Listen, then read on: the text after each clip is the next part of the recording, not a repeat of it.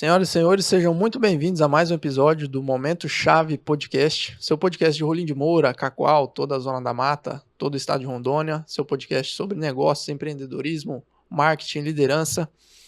Hoje, antes de apresentar o nosso convidado, eu queria agradecer as novas empresas, né, que já desde o episódio anterior, do Cledivaldo, estão conosco, agora parceiras do Momento Chave Podcast, né, a Geagro, o Solo Mais Laboratório e também a Solo Fértil. Agradecer essas empresas pela parceria, pela atenção, né, ao Giacomo, a Ana Paula, a Luara também lá da Solo Fértil. E fazer menção também às outras empresas, né, patrocinadoras aqui do Momento Chave Podcast, a Farol Faculdade de Rolim de Moura, a Alvorada Produtos Agropecuários, a Rolimnet Fibra, a Credici Sudoeste, né, a Solo Mais, a Geagro e a Solo Fértil, a Farmácia Popular Bom Jesus, a Rolim Notícias, né, a casa aqui do Momento Chave Podcast, a Master Copiadora, que confecciona esses kits sensacionais aí para os nossos convidados, a Lindágua, a nossa fábrica lá de Pimenta Bueno, ao Flávio Fotógrafo, que está aqui registrando, né, todos os momentos aqui desse episódio e também dos passados, e também o pessoal lá de Cacoal da Digital Eventos, né, também estamos lá em Cacoal agora com as gravações. E hoje, o meu convidado aqui, ele tem um currículo bem extenso aí, muitas pessoas, para quem já conhece, né? E muitas pessoas pediram ele aqui. Ele é contador, advogado, também empresário, conhecido na cidade aí. É o José Carlos de Oliveira, o famoso Zé Carlos. Zé, seja muito bem-vindo ao Momento Chave Podcast, grato por você aceitar o convite, participar dessa conversa, desse bate-papo aqui. A gente vai passar sobre muitas coisas na questão de planejamento, né, financeiro, contábil, né, a importância para as empresas, falar um pouquinho também sobre essa parte sua empresarial. Mas de início, antes de passar a bola para você se apresentar, eu já queria uma introdução sua. Onde nasceu o Zé Carlos empreendedor? Ele começou lá desde criança, já tinha essa visão de empreender, do ramo de negócios? Que momento virou aquela chave do funcionário para o empresário? Seja muito bem-vindo. Boa noite, Bruno. Boa noite a todos. Muito obrigado pela oportunidade de estar aqui no Momento Chave para falar um pouco de como se deu essa vida até aos 57 anos, sendo 36 deles vividos em Rolim de Moura. Bruno, todas as pessoas que têm vontade e necessidade acabam fazendo alguma coisa. Eu sempre ouvia minha mãe dizendo lá na roça que trabalhar com o corpo não levava ninguém para frente, tinha que trabalhar com a cabeça. E eu trabalhei muito com o corpo e também com a cabeça. Ou seja, se você não pôr a cabeça para funcionar, não adianta você se desgastar o corpo ao extremo. Então eu sempre tive vontade de fazer alguma coisa. Então eu mesmo parado, eu estou bolando alguma coisa. Se não tiver nada que fazer, a gente desmancha para fazer alguma coisa nova de novo. Então, é até por necessidade e por espírito. Eu sempre tenho que estar fazendo alguma coisa.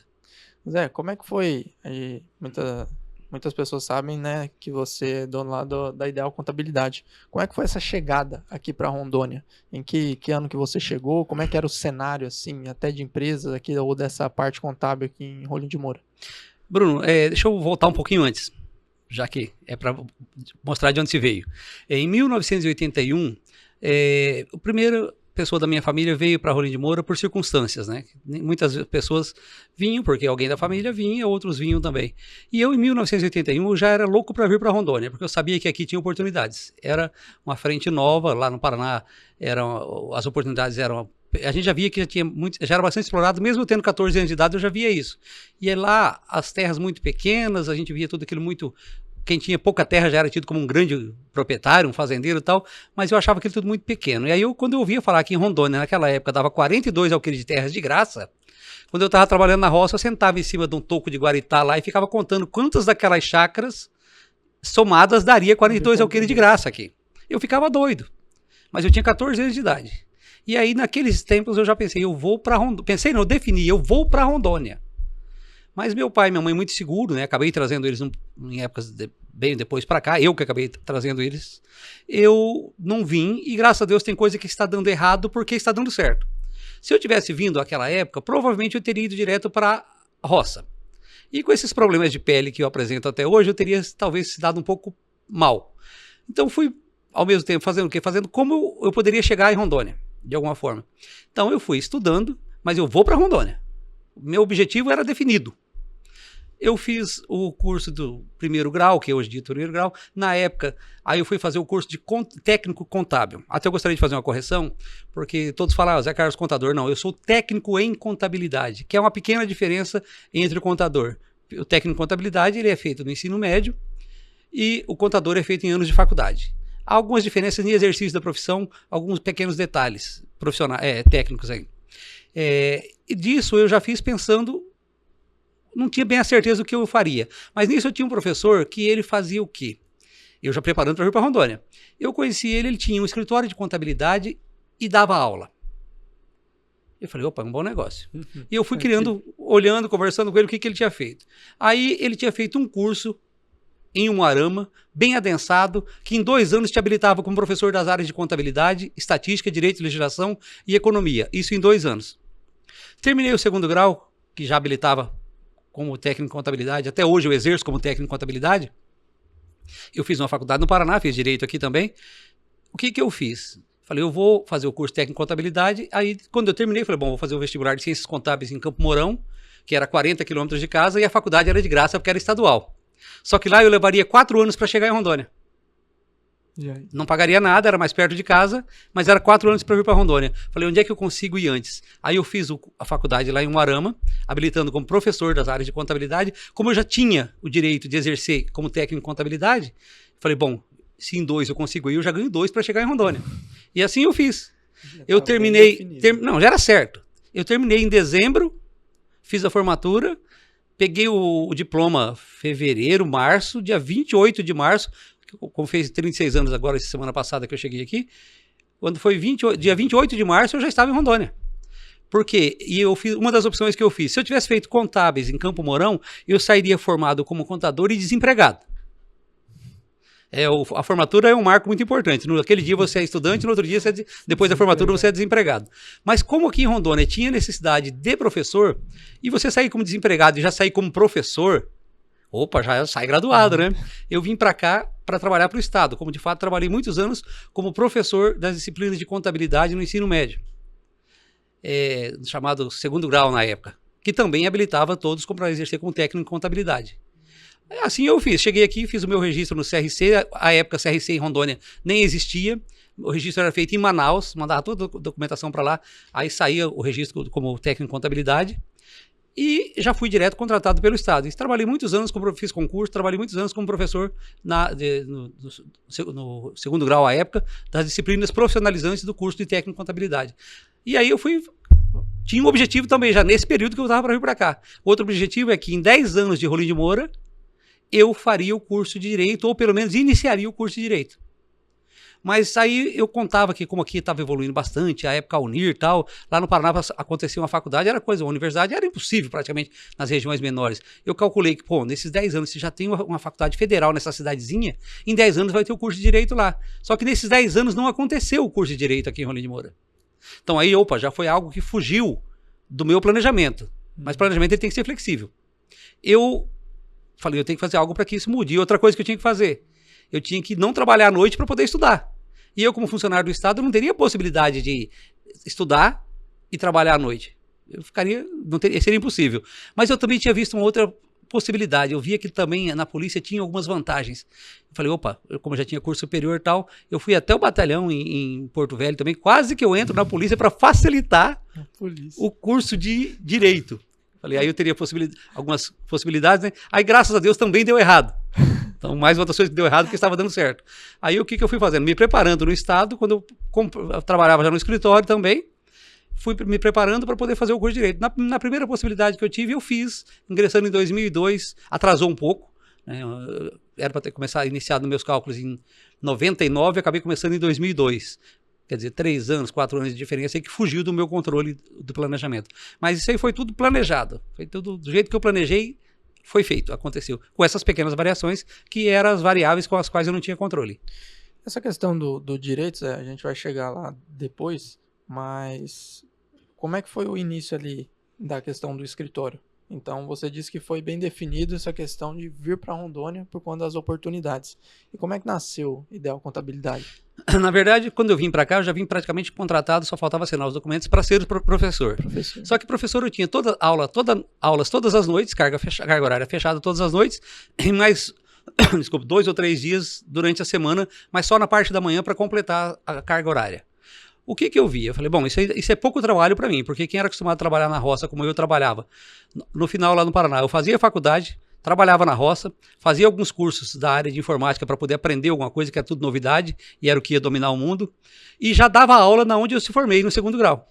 Alguns daqueles colegas que haviam repetido alguns anos, que estudaram comigo, eu já terminei, antes de eu terminar a faculdade lá no Paraná, eu já dava aula para eles também. Isso no ano de 88, eu já estava dando aula também. Então eu já trabalhava bastante, com um tempo bastante superlotado de trabalho. Então eu tinha costume. Falei, não, isso aqui para mim, só dar aula para mim é muito pouco. Muito pouco. E eu já vim com o objetivo também, já de olho no escritório. Comecei a procurar emprego no escritório de contabilidade aqui em Rolinho. Quer dizer, não é que eu esperei tempo para isso, não. Me achei, aprendi a lidar com os meus diários. Aí eu falei, opa, agora já vou para o escritório. Comecei a procurar e rapidinho me chamaram, que aqui poucas pessoas tinham curso superior, então, opa, tem um cara procurando emprego aí que tem curso superior. Então, já achavam que eu era um pouco mais graduado. E assim foi, depois tem uma história longa para chegar até aqui, que eu acredito que a gente pode contar ela nas próximas. E aí, então você veio como funcionário, e que ano que foi a fundação ali do Ideal? Eu comecei a trabalhar em escritório em 89. A pessoa que me contratou, logo em seguida, menos de 6 meses depois, vendeu o escritório para um outro proprietário de escritório aqui em Rolim de Moura. Aí juntou os 2 escritórios. Isso já logo em 89. Aí eu trabalhei mais um bom tempo dentro desse escritório, até que ele foi cindido uma parte para uma das pessoas que era funcionário, mas tinha uma pequena parte nessa sociedade. Aí ele pegou essa parte de comum acordo com a pessoa que havia comprado e saiu com essas empresas, que eram as indústrias e as empresas de cafeeira, as empresas maiores que tinha aqui na região, que eram todas elas detentores do projeto Sudam, do incentivo Sudam, que dava isenção de imposto de renda e tal, né? Uhum. Mas para isso tinha que ter a contabilidade de lucro real. Como eram empresas que demandavam um trabalho mais qualificado e mais atenção, devido a ter juntado 2 escritórios, eles não estavam se sentindo muito bem atendidos.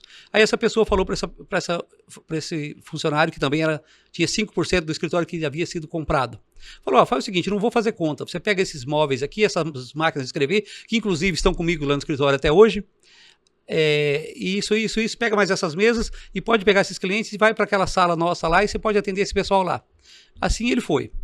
E eu fiquei trabalhando nesse escritório. Mas como as empresas que mais me interessavam, porque o serviço era o mais complexo, aquele que eu precisava de aprender mais, eu falei, eu preciso ir junto com essas empresas. E logo na primeira oportunidade, eu ganhava muito pouco naquela época no escritório, e aí, quando eu falei que ia sair, a pessoa disse, não, mas eu te pago o que você quiser. Eu falei, não, eu não estou saindo por valor. Eu quero sair por isso. Eu falei, não quero sair por nada que você possa imaginar que eu não gosto do trabalho aqui, não. É porque o meu objetivo, o meu laboratório saiu. Eu preciso de ir com o meu laboratório. Independente de quanto o proprietário lá me pagar, eu vou trabalhar com ele, a não ser que ele não me queira. E aí, assim, a gente chegou num acordo, cumpri lá meu tempo lá para poder ajustar para que ele pudesse acertar o pessoal dele e tal, para poder fazer as funções que a gente fazia também. E aí eu fui para esse escritório. Trabalhei lá alguns anos como funcionário, não foram poucos, fazendo essa parte da contabilidade de lucro real. E nisso também a gente desenvolveu pioneirismo em algumas coisas que posteriormente a gente vai falar a respeito disso, de como desenvolveu a contabilidade em Rolim de Moura. De determinada época, ele se cansou do escritório e queria mudar de ramo. Falou, eu te vendo a metade. Falei, rapaz, olha, é difícil para mim comprar, mas eu compro. Eu vendi o que não tinha, eu vendi a motinha que eu andava, andei um período de bicicleta indo para dar aula à noite, rapaz, foi difícil aquele período. Comprei metade do escritório. Fiquei dono de 50%. Ele falou, eu vou fazer alguma outra coisa. Depois das coisas que ele pretendia fazer, não estava dando muito certo, inicialmente nada se encaixa perfeitamente. Ele falou, não, mas agora eu quero te comprar a parte que eu te vendi. Eu falei, você está enganado. Falei, se você acha eu ruim de comprar, pior para vender. Falei, esqueça. Falei, não vendo. Pode separar, pode fazer o que quiser. Eu falei, eu não vendo. Não, mas assim, só os 50% para mim é pouco. Eu falei, bom, tivesse pensado antes. Nisso ele se definiu mais para o lado da atividade, que foi ser sócio de um dos nossos clientes no ramo madeireiro. Aí ele resolveu dar uma estimulada no negócio e acabou indo 100% pro lado da madeireira, e eu toquei o escritório sozinho um tempo, e ele falou assim, agora eu quero te vender outra metade. Eu falei, eu compro. Aí eu fiquei mais a pé ainda. Eu falei, eu dou essa moto que eu tenho, dou mais isso, dou mais aquilo, e fiquei sem nada. Tão sem nada que o nome do escritório era Petri, numa placa escrita, né, dessas placas de ficada no chão, escrito Petri, 5 letras. Falei, puxa vida, eu não tenho dinheiro nem para trocar uma placa. Falei assim, eu vou, sabe fazer o quê? Tinha escritório contábil, Petri grande no meio, telefone embaixo, naquela época não tinha e-mail, não tinha nada. Falei, eu preciso arrumar um nome que caiba nessa placa, de preferência que tenha 5 letras.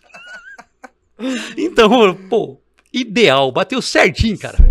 Peguei o cara que pintava essas placas, falei, cara, eu quero que você apague esse P-E-T-R-I e escreva ideal aqui. E assim foi. E aí de lá para cá, muito trabalho, muita dedicação, e não tem nada que não seja acompanhado de muito trabalho, de muito esforço. Eu admiro algumas pessoas que dizem que as coisas foram fáceis para eles. Para mim não teve nada fácil, não tem nada fácil. Sempre foi calcado em muito trabalho, muito esforço, muita dedicação. É aquele negócio, né? Sucesso só vem antes de trabalho no dicionário mesmo, né? E assim, né, já que você disse um ditado, vamos dizer assim, tem aquele também, né? Sorte. Não, quanto mais eu trabalho, mais sorte eu tenho. Então, são coisas que não adianta você ficar parado esperando as grandes oportunidades se você não for treinando com as pequenas. Zé, e essa questão do direito, antes de a gente entrar nessa parte de contabilidade, foi mais pelo que você visualizava desse ramo do direito, as oportunidades que teriam, ou você já pensou no direito como um complemento ali da área contábil? Bruno, eu sempre pensei nas coisas muito antecipadamente. Você ouviu que quando eu já estava para sair do Paraná, eu já tinha projeto em direito. Assim, as coisas são feitas, não é muito pelo que você quer. Eu costumo dizer que quem saiu de uma situação de poucas possibilidades, lá da roça, basicamente, não que estivesse passando necessidade, mas o dinheiro era pouco disponível. Praticamente tudo era feito com muito esforço, com muita economia. Não teria nenhuma possibilidade. Se eu fosse dizer, lá da época que eu era criança, que eu era menino, que eu estava iniciando os estudos, se perguntasse para mim o que eu queria fazer, que acho que até hoje, ainda se deixasse, eu gostaria de fazer, só que eu não quero mais, era ser veterinário. Aí eu te pergunto, naquela época, qual a possibilidade que eu tinha de fazer medicina veterinária? Nenhuma. Poderia estar até hoje chorando por não ter tido oportunidade. Mas aí eu falei assim, olha, a gente costuma dizer, pobre não escolhe, pobre se agarra. Vai fazendo trampolim, se agarrando nas oportunidades para chegar onde ele quer. Falei, se eu não vou poder fazer medicina veterinária, nunca comentei isso com muito pouca gente, que era o meu desejo. Eu falei, eu comecei a fazer isso que eu te disse, olha, técnico em contabilidade. Aí eu falei assim, mas eu vou fazer ciências contábeis para quê? Se eu não posso assinar por sociedade anônima. Falei, aqui na época nem sociedade anônima tem, e hoje praticamente nem existe aqui, na nossa região, na nossa cidade. Falei, para que eu quero mais isso? Os anos de trabalho, os anos de prática, eu sempre fui muito dedicado, muito estudioso, independente de faculdade, eu sempre fui muito estudioso, sempre muito atento e participando de cursos, treinamentos e tal, e muito dedicado. Falei, bom, agora se eu fizer contábeis, não vou estar somando, vou estar sobrepondo. Eu vou fazer o quê? Eu vou fazer direito, que eu já tinha no meu objetivo. Por quê? Porque a prática da contabilidade, os serviços contábeis, hoje, a prática que sai em si, que é a guia para pagamento, as informações, elas são extraídas basicamente de leis. E eu falei, bom, aí eu acabo abrindo mais uma oportunidade, né? E assim foi, ajudou muito. Isso eu tinha plena certeza que ajudaria muito na minha condição profissional e no conhecimento, e é aplicável, como eu costumo dizer, o curso de Direito ele deveria ser igual ao ensino fundamental, deveria ser obrigatório. Mas não há interesse, né, para que as pessoas também tenham mais conhecimento do que alguns julgam necessário. Zé, e essa questão da contabilidade, naquela época, traçando um paralelo com hoje, quais eram as maiores dificuldades daquela época? Olha, eram todas, né? Na época tinha alguns escritórios aqui em Rolim de Moura, e era tudo manual, extremamente manual. Mas eu tive uma felicidade muito grande, porque eu só via aquela contabilidade onde você datilografava num papel que era mais ou menos igual a um papel, um stencil daqueles que o professor rodava a prova antigamente. Depois você jogava num papel com a gelatina e um rolo e esfregava sobre para ele sair tipo decalque naquela página, que era o livro diário, uns livros enormes, né, e tal. Eu, graças a Deus, só vi isso nas aulas de mecanografia e processamento de dados no ensino do técnico de contabilidade, no ensino de segundo grau, E nunca trabalhei com isso, ainda bem. E quando eu cheguei aqui em Rolim de Moura, não tinha essa transição que houve de um escritório incorporar outro. Foi bom porque o outro tinha umas ideias boas também já e uma inovação. Já conhecia algumas coisas lá no Sul. E aí já chegou e falou, nós temos um negócio bom aqui, tem uma novidade aqui, mas precisa agora, você tá aí, você topa? Eu falei, na hora. O que era feito inicialmente? Tinha, quando era manual, para datilografar aquele papel que a gente está dizendo que era tipo um stencil, talvez as pessoas nem saibam que é stencil, é um papel carbono praticamente, havia uma máquina, semelhante a uma máquina de escrever, mas inseria-se em cima dela um aparelho que era chamado aparelho insertor. Ali você acabava colocando ali esse papel stencil, essa página comprida e uma outra ficha que era a ficha razão. Você datilografava tudo ali. Para quem fez o curso de datilografia, está se entregando que é velho. Você errava uma letra ali, é um terror. Então, eu falei, graças a Deus isso aqui veio, mas eu não vou precisar de usar.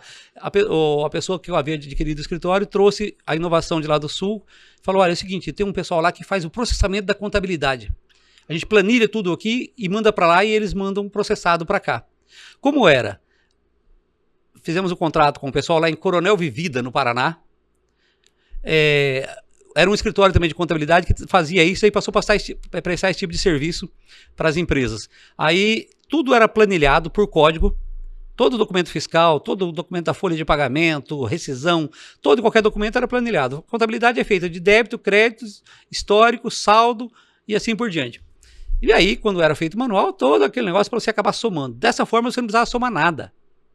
A gente montava o plano de contas, criava a conta de devedora, conta credora, debitava, 5 dígitos geralmente ela era, a de débito, a de crédito 5 dígitos, a gente planilhava ali tudo, e eu como fazia 30 diários de escola, eu era uma fera naquilo aí, que era rápido pra caramba, não fazia bonito, mas fazia bem.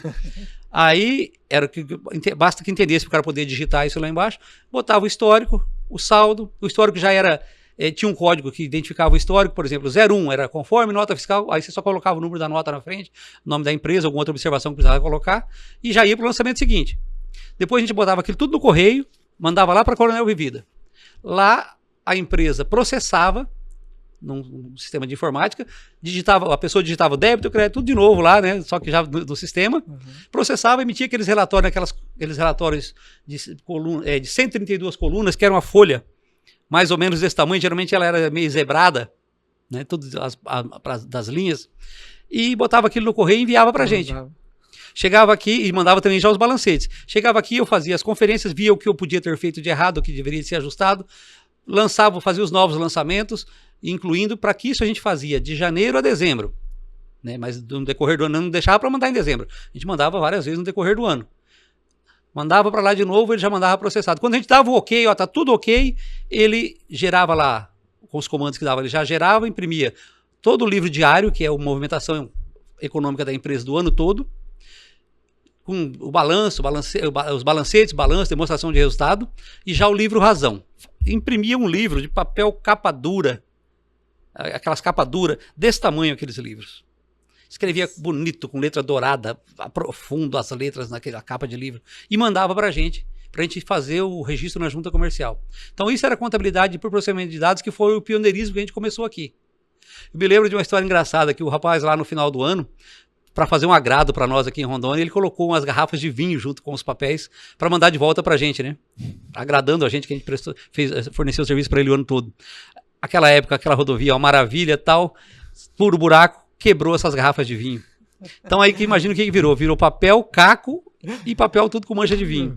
Quando eu vi aquilo, não havia mais tempo para poder fazer novamente, ou para que ele mandasse de novo. O correio levava 20, 30 dias, 40 dias para chegar alguma coisa aqui. Eu estendi aquilo pelo escritório todo, deixei secar, e aí foi aparecendo melhor os números, e sobre aqueles eu trabalhei.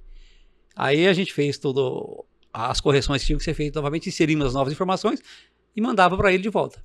Mas é assim que começou a contabilidade na era digital em Rolim de Moura. Aí o que é Rolim de Moura e praticamente em Rondônia.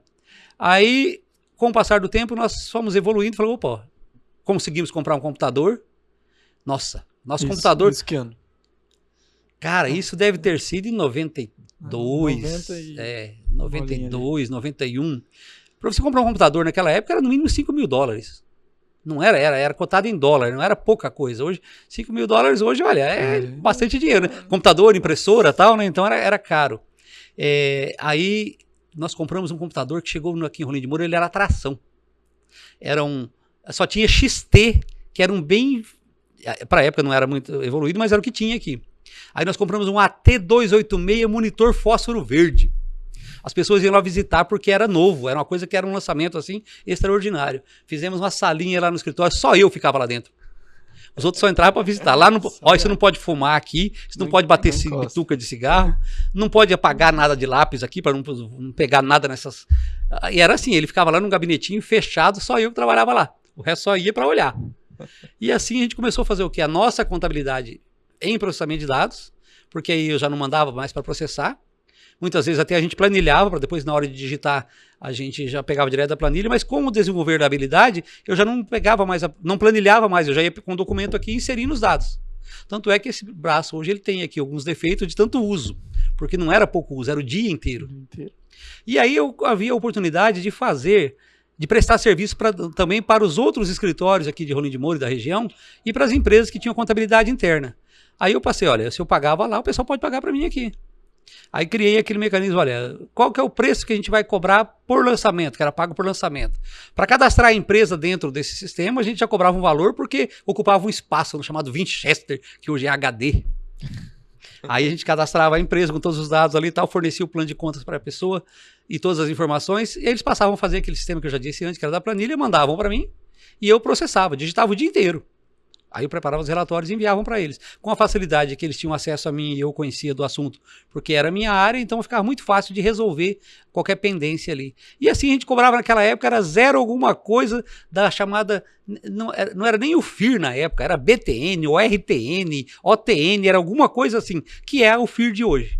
E isso era o faturamento nosso no final do mês desses escritórios que a gente prestava serviço para eles. Quantos lançamentos? Tanto vezes X... Esse é o valor que você me paga. E assim, até que essas empresas também, com base no que nós fizemos, que foi trazer para nós, foram fazendo até um dia que eu entrei em desuso, né? Eles passaram a fazer dentro da própria empresa. Mas ainda ganhei muito dinheiro ajudando muita gente a implantar isso aí. Zé, naquela época, como é que você enxerga também a questão do desenvolvimento? Obviamente você não pegou talvez tanto lá atrás, chegou em Rondônia depois, né? De alguns empresários até que chegaram antes.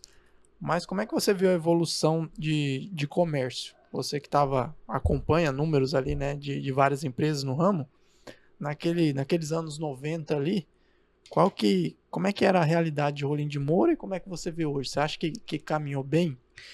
Bruno, para resumir, eu digo o seguinte, se os outros estados do Brasil tivessem evoluído 50% do que Rondônia evoluiu nos últimos 30 anos, nós teríamos um outro país que seria insuperável. Porque aqui foi feito do nada. Não que quando nós chegamos aqui não fosse do nada. Já tinha muita gente que havia começado isso e já estava bem evoluído, mas dentro daquela condição que havia para a época. Os escritórios, as empresas. E aqui tudo como passa por alguma transição, na época só era madeira. E todo mundo dizia, olha, se acabar a madeira, acaba a cidade. Se acabar a madeira, acaba a cidade. E muitas pessoas estavam aqui simplesmente para explorar. Ou podia ser o madeireiro, podia ser o pessoal de empresas, do comércio. A ideia deles era ir embora, voltar para a terra natal. Como eu vim para ficar, eu nunca disse que voltaria. E muitas dessas pessoas disseram que voltaria quando se aposentasse, quando, vou ficar mais tantos anos e vou embora. E você pode ver até que recentemente muitos dos que foram embora voltaram porque já não conseguem ficar de onde. Porque você volta depois de 30 anos para sua terra natal, 20 anos na sua terra natal, lá você não é mais ninguém. É outra coisa, né? Lá você é mais um na fila do pão, ninguém te vê, ninguém te conhece. Se eu volto para minha terra natal hoje, pouquíssimas pessoas me conhecem. É o filho do fulano, é não sei quem, quer dizer, os que saíram de lá quando jovens como eu, não vão estar lá contemporaneamente quando você estará lá. Aí, quer dizer, daqueles mais antigos, já boa parte já morreu o padrinho, já morreu a madrinha, já morreu a comadre, o compadre, não sei o quê. Então, no fim da história, você vai perdendo a origem. Vida do zero. Né? E isso aconteceu. Muitas pessoas foram embora e uma boa parte das que foram embora, uma parte voltou, outra parte, não vou dizer que acertaram, muitos que eu conheço não acertaram, e os que ficaram se deram melhor em ter ficado do que ter ido embora de Rolim de Moura. Era assim, principalmente na época das águas, que o pessoal dizia, olha, guarda dinheiro, porque, no escritório dizia, guarda dinheiro, porque na época das águas que ninguém nem recebe honorário. Porque os madeireiros param, fecham, vão embora para o Espírito Santo, que a maior parte era de lá, e ninguém recebe nada aqui. Para tudo. E assim era. Dava realmente uma paradeira, por quê? Não tinha como a empresa trabalhar, porque não tinha como, mandar essa madeira para fora. Nem para chegar a matéria-prima, porque não tinha estrada como tem hoje, né? Então era realmente muito difícil. Tinha as quebradeiras muito feias mesmo na época das águas. Era uma choradeira só. Mas assim, a maioria das pessoas aqui chegou e se plantou e formou raízes. E aí, o que havia dizendo? Todas as pessoas que estavam aqui, a primeira coisa que faziam era mandar os filhos estudar fora. Inicialmente, muitos filhos ficavam por lá. Mas hoje você pode ver que a grande maioria volta.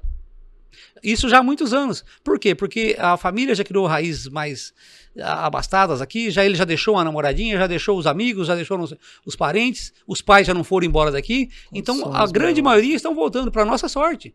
Tem voltado bons médicos, bons engenheiros, bons empresários, tem voltado uma série. E assim que melhorou a nossa condição, e vai melhorar ainda mais. Então, acho que assim, Rondônia já evoluiu muito nesses anos que a gente conhece e tem muito por ser feito aqui ainda. Zé, naquela época, questão de legislação, era obrigatório também empresas ter o contador lá ou era, digamos assim, um luxo? Como é que era naquela época? O contador sempre foi obrigatório nas empresas. Vamos pegar lá da origem. Lá no início, já foi criada uma figura que ele era chamado de guarda-livros. Nem contador era, nem técnico de contabilidade, nem contabilista.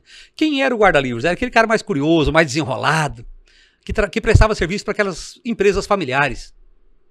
Aí o que acontecia? Aquele mais despachado, mais desenrolado, e ele por ser exibido, que ele era o melhorzinho, né, mais desenrolado ali, ele cuidava de tudo. Desde a carta que ia para a namorada do patrão, o registro de nascimento, ir no cartório dar os nomes. Ele era o cara que fazia toda a parte burocrática da empresa ali, que havia, de acordo com a época, e ele cuidava de tudo praticamente, que eram poucas pessoas que detinham a habilidade que ele detinha. Geralmente esse cara que acabava se montando ali o negocinho dele, ou trabalhava dentro das próprias empresas, e era o chamado guarda-livros. E assim veio. Esse guarda-livros perdurou aí por muitos e muitos anos. Hoje que é novidade, as pessoas ouvem falar esse nome e nem sabem que isso surgiu lá no guarda-livros.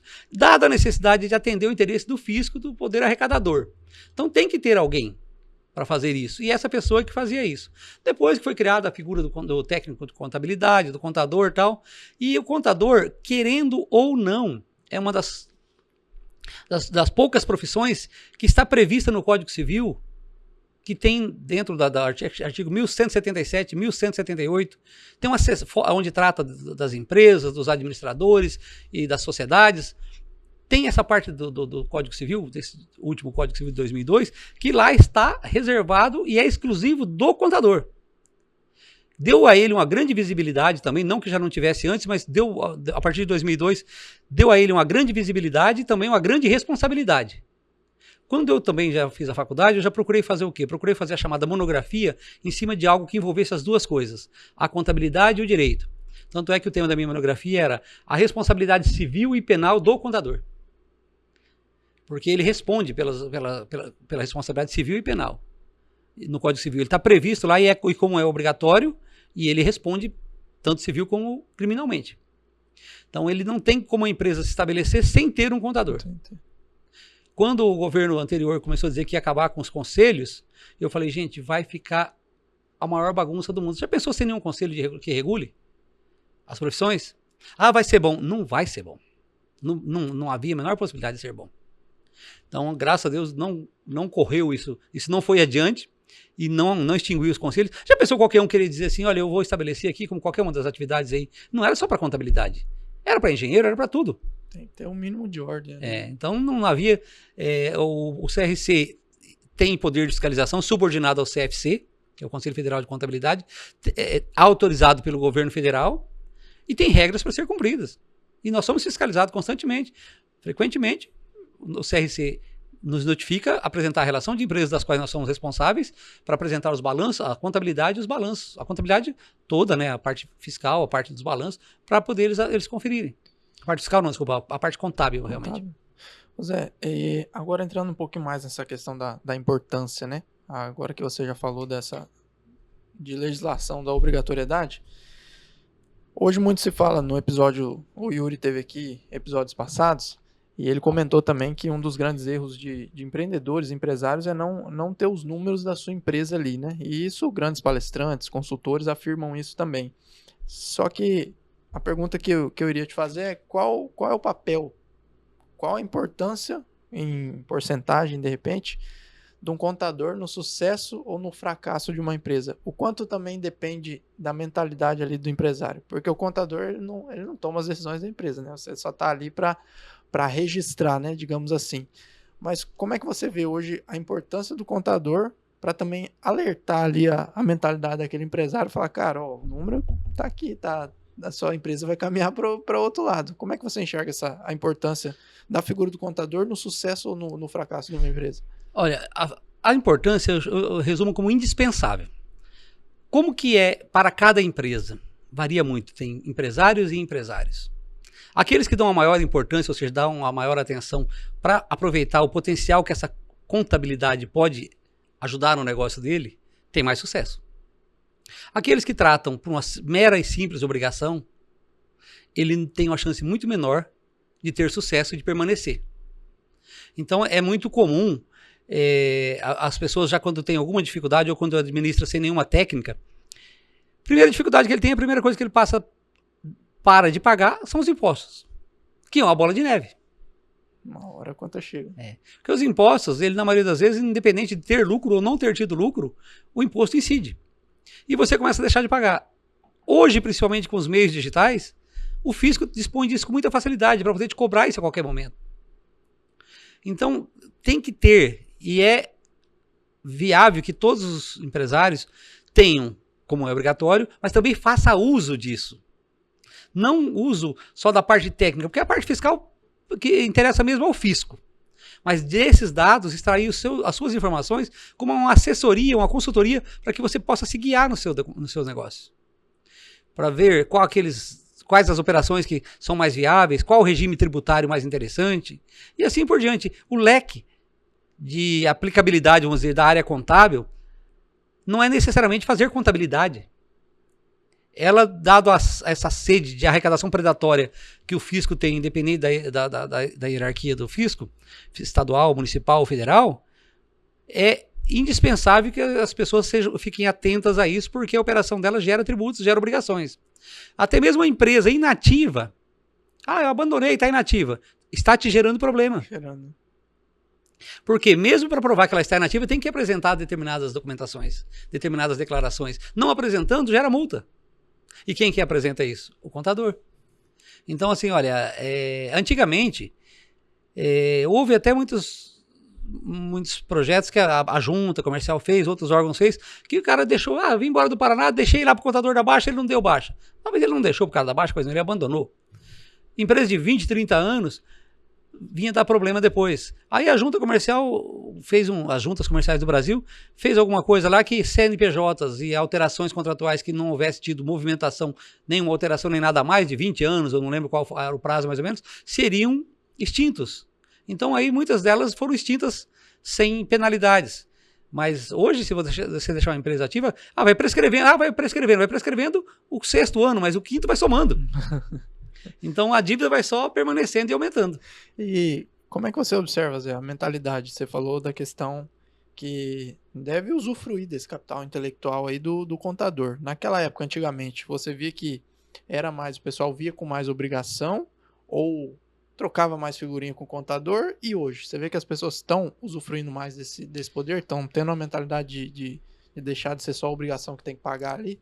Aquela época, falando da minha realidade naquela época, aquelas empresas que eu acompanhava, que eram as maiores e que tinham a contabilidade do lucro real, que é uma contabilidade que exige mais atenção, que o fisco também presta mais atenção nelas, esse pessoal tinha um pouco mais de proximidade, bastante proximidade com o profissional. Muitos outros, dos outros, até por ser o maior número de empresas, do comércio, serviços, nem todos, a minoria buscava essa proximidade. Era só para realmente prestar aquela obrigação com o fisco e pronto. Enviar o que precisava enviar.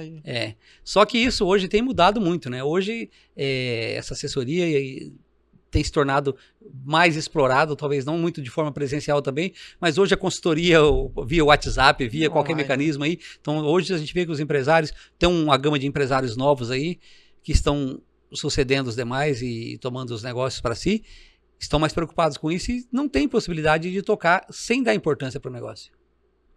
Zé, e considerando que de repente alguém que está nos assistindo é um microempreendedor ainda, um cara que quer constituir uma empresa, dá uma dica mais prática assim, ou exemplifica como é que a figura do contador pode descomplicar essa parte de tributos aí, ou qual a importância, assim, se alguém que está querendo abrir uma empresa agora, se você fosse explicar assim, de maneira mais prática, o que pode fazer por essa empresa? A primeira coisa é que sem ele, eles não começam nada. O interessado em empreender hoje para regularizar a sua atividade, sem o contabilista, ele não consegue, porque para poder constituir a empresa nos órgãos tem que ter um contador, tem que apresentar um contador. Então, o primeiro passo é procurar os serviços contábeis de sua confiança, da sua indicação, e sentar com o contador e dizer, olha, eu pretendo abrir uma empresa com essa atividade, com esse ramo de atividade, e dizer para ele qual é a sua pretensão. E olha, qual o regime tributário que você me aconselha? Tratar desse assunto já como parte do seu negócio. Não basta você ser o melhor conhecedor de medicamentos e falar, vou vender medicamentos. E você é ruim do lado de fora do balcão. Não basta você ser o melhor comerciante para vender máquina, tratores, vamos dizer assim, e vender bastante, mas não cuidar do outro lado. Tem que ter quem cuide desse lado. E outra, para essa pessoa cuidar, você precisa chegar até ela. As informações você não pode escondê-las. Essas informações têm que ser comum. Então não há possibilidade de você ter sucesso sem se preocupar com o seu negócio. Então, à medida que você, por exemplo, se forma com um determinado ramo de atividade, vamos dizer assim, uma coisa mais incomum. Você se forma em fisioterapia. É o melhor, foi o aluno da sala, da turma, que foi aquele que recebeu todas as congratulações. Você é o melhor. Aí ele vai se estabelecer. Ele não sabe como. Uma das coisas que eu sempre criticava da época que eu ainda dava aula, e ainda trago um pouco essa crítica, que hoje tem diminuído alguns cursos, já existe a disciplina de empreendedorismo dentro dos cursos. Ou seja, treinar as pessoas que estão estudando com uma informação mínima de como ele pode exercer a sua atividade. Se ele pode exercer como pessoa física, se ele tem que constituir um CNPJ, e assim, o que ele pode fazer. Então, isso, alguns cursos já estão oferecendo um semestre, pelo menos, de empreendedorismo, que já até a Farol, como você disse, citou no início, me convidou um dia desse para dar uma palestra no curso de contábeis sobre empreendedorismo. Eu achei fundamental aquilo. Eu não sabia que já estava existindo essa disciplina dentro do curso. Eu acredito que outros cursos existem. O cara sai como o melhor médico da turma, vai montar uma clínica, ele é bom para medicina, ele não sabe administrar a secretária, o aluguel, a conta de energia, a conta de água e a receita dele. Vai ter problema. Então, ele vai falar, mas se eu for cuidar disso daí, eu não vou ser o melhor médico. Então aí, quando você vai empreender, você tem que saber que você vai ter que fazer um plus.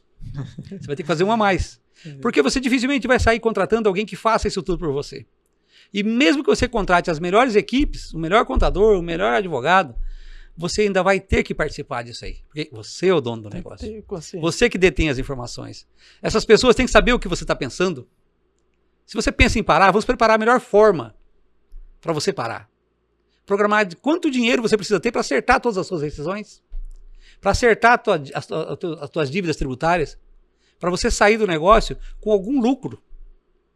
Não, as pessoas muitas vezes pensam em parar depois que ela está arruinada.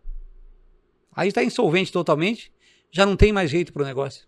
Então, em todos os momentos, até para parar, você precisa de ter alguém. Como eu acabei de citar há pouco, uma empresa inativa precisa de um contador.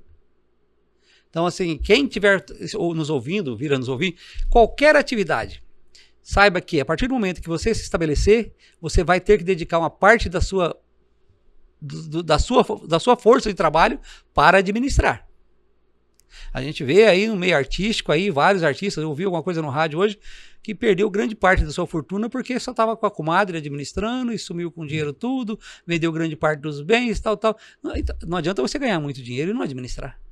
Não sabia administrar. E nem confiar 100%. Você tem que conferindo. Zé, você comentou um negócio interessante, eu vou até te perguntar se isso acontece com frequência. Tem clientes assim que ainda tenta assim, esconder, você sabe, o contador sabe que os dados é o cara chega com a cara de pau ali mesmo e Olha, esconder alguma coisa. olha, Bruno, eu costumo dizer, já na prática desses 36 anos aí, que ninguém fala toda a verdade. Nem no escritório de advocacia, nem no escritório de contabilidade, nem na consulta médica. As pessoas se deixam conhecer até onde elas querem. E muitas vezes as pessoas começam a tentar fazer com que você oriente sem que você saiba o que ela está dizendo, sem que você saiba o que ela precisa dizer. Eu cheguei ao ponto de um dia dizer para uma cliente o seguinte: olha, eu adquiri muita habilidade nesses anos, mas uma delas eu ainda não consegui. Qual? Eu falei, saber o que você está pensando e entender o que você quer sem você me dizer. Porque se eu detesse essa habilidade, era melhor que uma bola de cristal, eu certamente nem estaria nessa mesa. Queria que eu resolvesse um problema que ela tinha, sem, ou pelo menos orientasse, sem que eu conhecesse. Com vontade de dizer, mas não queria que eu soubesse. Então, assim, o ser humano é um bicho estranho. Mas mudando agora um pouquinho para o dia a dia ali do escritório de contabilidade, tipo, hoje, para quem quer virar um contador, quais as habilidades você vê assim essenciais para uma pessoa que é só conhecer de números, tem que saber lidar com gente ali no dia a dia? Bruno, o que eu atrelei no meu planejamento era contabilidade, depois direito. Eu vou te dizer uma coisa, entre ter contabilidade e ter direito, nesse meio, é conhecer o meio digital. A informática, a forma como se dá hoje as coisas.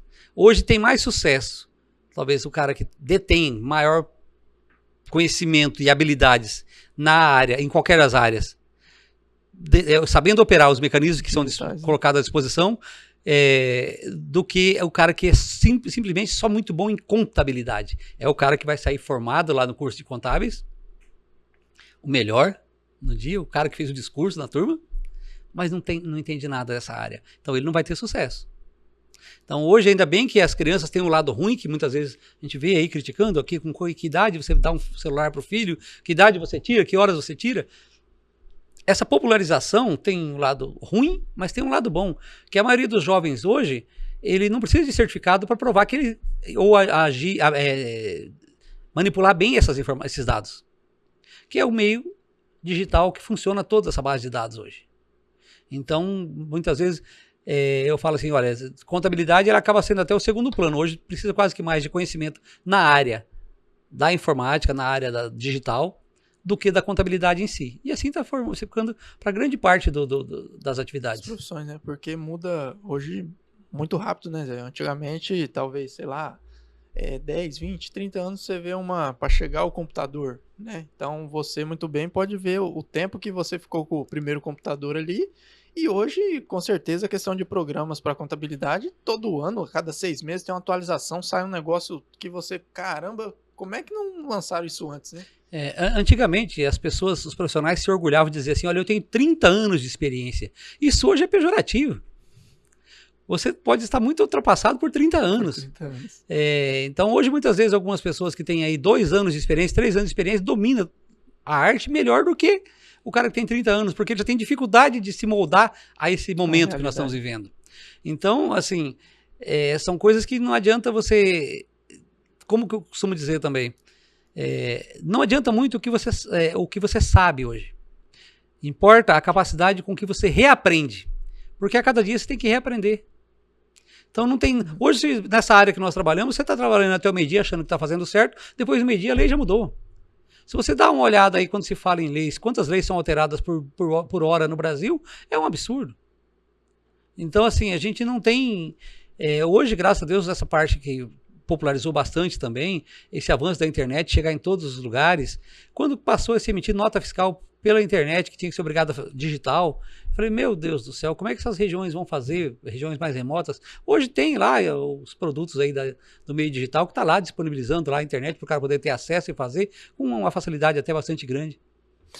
Zé, vamos acelerar aqui, tem bastante coisa para dizer ainda. Manda bala. Para conversar. Ali no dia a dia ali do escritório de contabilidade, como é que é as áreas? Para alguém que nunca entrou, de repente, num escritório de contabilidade, como é que é dividido assim os setores ali? O escritório de contabilidade, basicamente, ele é constituído de 3 áreas. A área fiscal, departamento fiscal, que a gente costuma dizer, departamento contábil e o departamento dos recursos humanos ou departamento pessoal. Então, essas são as 3 áreas básicas que é onde gira o escritório de contabilidade.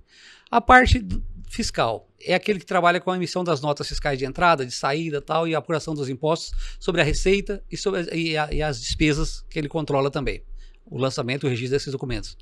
Departamento pessoal ou RH é aquele que trabalha no registro dos funcionários, quem que foi contratado, elabora a folha de pagamento, quem foi demitido, elabora a rescisão e todas as informações que são feitas relativo ao pessoal. E essas informações, antigamente, eram poucas, quase nada. Hoje, para você fazer um registro de um funcionário, a base de dados do registro de um funcionário hoje, deve ter em torno de uns 2, 3 mil itens de registro, somando toda a base de dados. Ainda bem que a carteira digital veio resolver o problema também. E aí você fala, mas o que mais que ela... Cara, acabou de sair uma novidade aí que o governo lançou, que é o empréstimo consignado para a empresa privada, que vai passar pelo departamento pessoal. Mais trabalho. O cara, não sei ainda qual é a forma, qual é o meio, a forma, mas a empresa vai ter que ter conhecimento, a contabilidade, o departamento pessoal vai ter que ter conhecimento para abater no salário do cidadão para poder a empresa repassar isso para o financiador. Qual é a forma exatamente, eu não sei ainda. Mas isso já, quer dizer, as inovações são relâmpago, assim, não tem muito tempo para pensar. Então, hoje, assim, a execução do serviço, ela acaba sendo a menor parte dado aos programas que a gente tem, os sistemas que a gente tem hoje. A preparação para ver como será feito o serviço, como vai formatar esses dados, como para inserir esses dados, leva mais tempo do que em si o processamento. Porque eu citei o fato ali de que você tinha que colocar numa máquina, datilografar e coisa e tal. Hoje, aquela parte da digitação já diminuiu muito. Porque quando o departamento fiscal faz o lançamento dos documentos fiscais, que são as notas de entrada e as notas de saída lá no departamento fiscal, já está integrado com o sistema contábil, com o departamento contábil. Quando a folha de pagamento é gerada no departamento pessoal, também já está parametrizado com o contábil. Isso nos sistemas que a gente utiliza dentro do escritório de contabilidade. Quando vem a importação para o departamento contábil, que basicamente é o fechamento. Antigamente você tinha que pegar manipular documento por documento. Manipular de fato mesmo. Bater carimbo, tal, pegar na mão, conferir.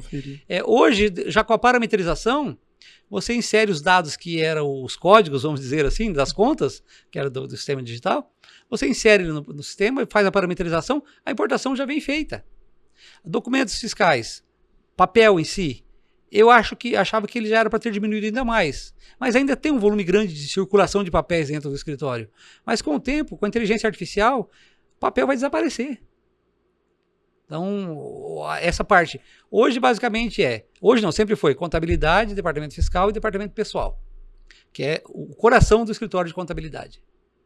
Alguns escritórios trabalham isso aí departamentalizado, como é o nosso caso. Nós temos lá a equipe do departamento fiscal, a equipe do departamento pessoal e a equipe do contábil. Atrelado a isso, tem mais uma série de outras coisas que funcionam dentro desse meio, que é a constituição, alteração e regularização de empresas. Também a gente tem alguém desse grupo que já trabalha fazendo isso.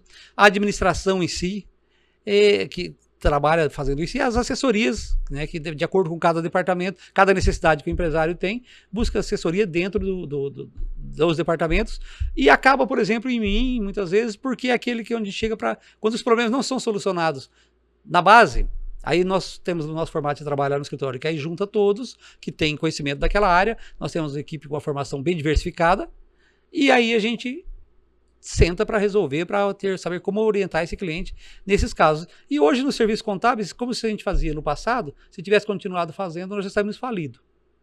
Hoje a gente já mudou praticamente 80% ou mais, e está mudando ainda mais. Hoje tem uma série de outras áreas que a gente tem que trabalhar, que a necessidade também está fazendo com que as pessoas procurem, e até pela formação que a gente tem também, a gente ajuda na área de sucessão hereditária, e uma série de coisas que a gente também trabalha e presta uma assessoria nisso aí. Falando um pouquinho sobre a sucessão aí, Zé, eu ia fazer uma pergunta, você já acabou respondendo sobre essa questão das mudanças, né? Que realmente você falou que é um desafio maior. Não é nem o serviço em si ter o conhecimento, né? É como aplicar dado as inovações ali, muitas vezes que diárias, né? Essa questão da sucessão, hoje em dia não sei se está mais em voga, né? Pelo menos eu ouço falar mais dessa questão de tal da holding, né? Então, a proteção de patrimônio, como é que ideal a contabilidade hoje e até os contadores, você acha que é uma demanda cada vez maior essa questão de sucessão patrimonial? essa questão da família ali, cada um ter seu... como é que funciona, Zé, essa questão da sucessão patrimonial hoje? A reforma, esse assunto ele está em voga e está tendo muito assunto a respeito disso. A palavra mais utilizada, o brasileiro adora uma palavra inglesada, né? Holding, né? Está acontecendo o quê? Atrelado à reforma tributária, tem uma série de outras coisas correndo paralelamente a isso aí. A reforma tributária não é simples como se imagina. Quando já se falava em reforma tributária, muita gente dizia, ou vai simplificar, ou vai reduzir imposto. Eu disse, não, esqueça. Vai simplificar para o outro lado. Quem vai fazer a reforma tributária é o governo, não é o empresário. Então o governo vai facilitar a parte dele. Falei, ele vai aplicar a teoria de Ford. Fazer mais e melhor com menor tempo. Ford fazia. O governo está fazendo o quê? Arrecadar mais e melhor com menor custo. Então o custo de arrecadar está centrado no empresário e em quem opera essas funções na contabilidade. O governo vai pegar o dele mais limpo e em maior volume. Precisa de aumentar tributo no Brasil? Não, não precisa. É só usar os meios digitais que tem aí e passar a cobrar aquilo que não é cobrado ou não é cobrado da forma eficiente. E entre eles está correndo aí a reforma dessa parte que vai afetar diretamente a sucessão, que é a sucessão através do inventário. Quando morre o cidadão, o titular da herança, vamos dizer assim, aquele que deixou o patrimônio. Que todos só fazia de uma seguinte forma, de uma forma muito simples, ou seja, esperava morrer, ia procurar um advogado e fazia o inventário. E submetia todas as obrigações que tinha ali, todas as taxas e tal.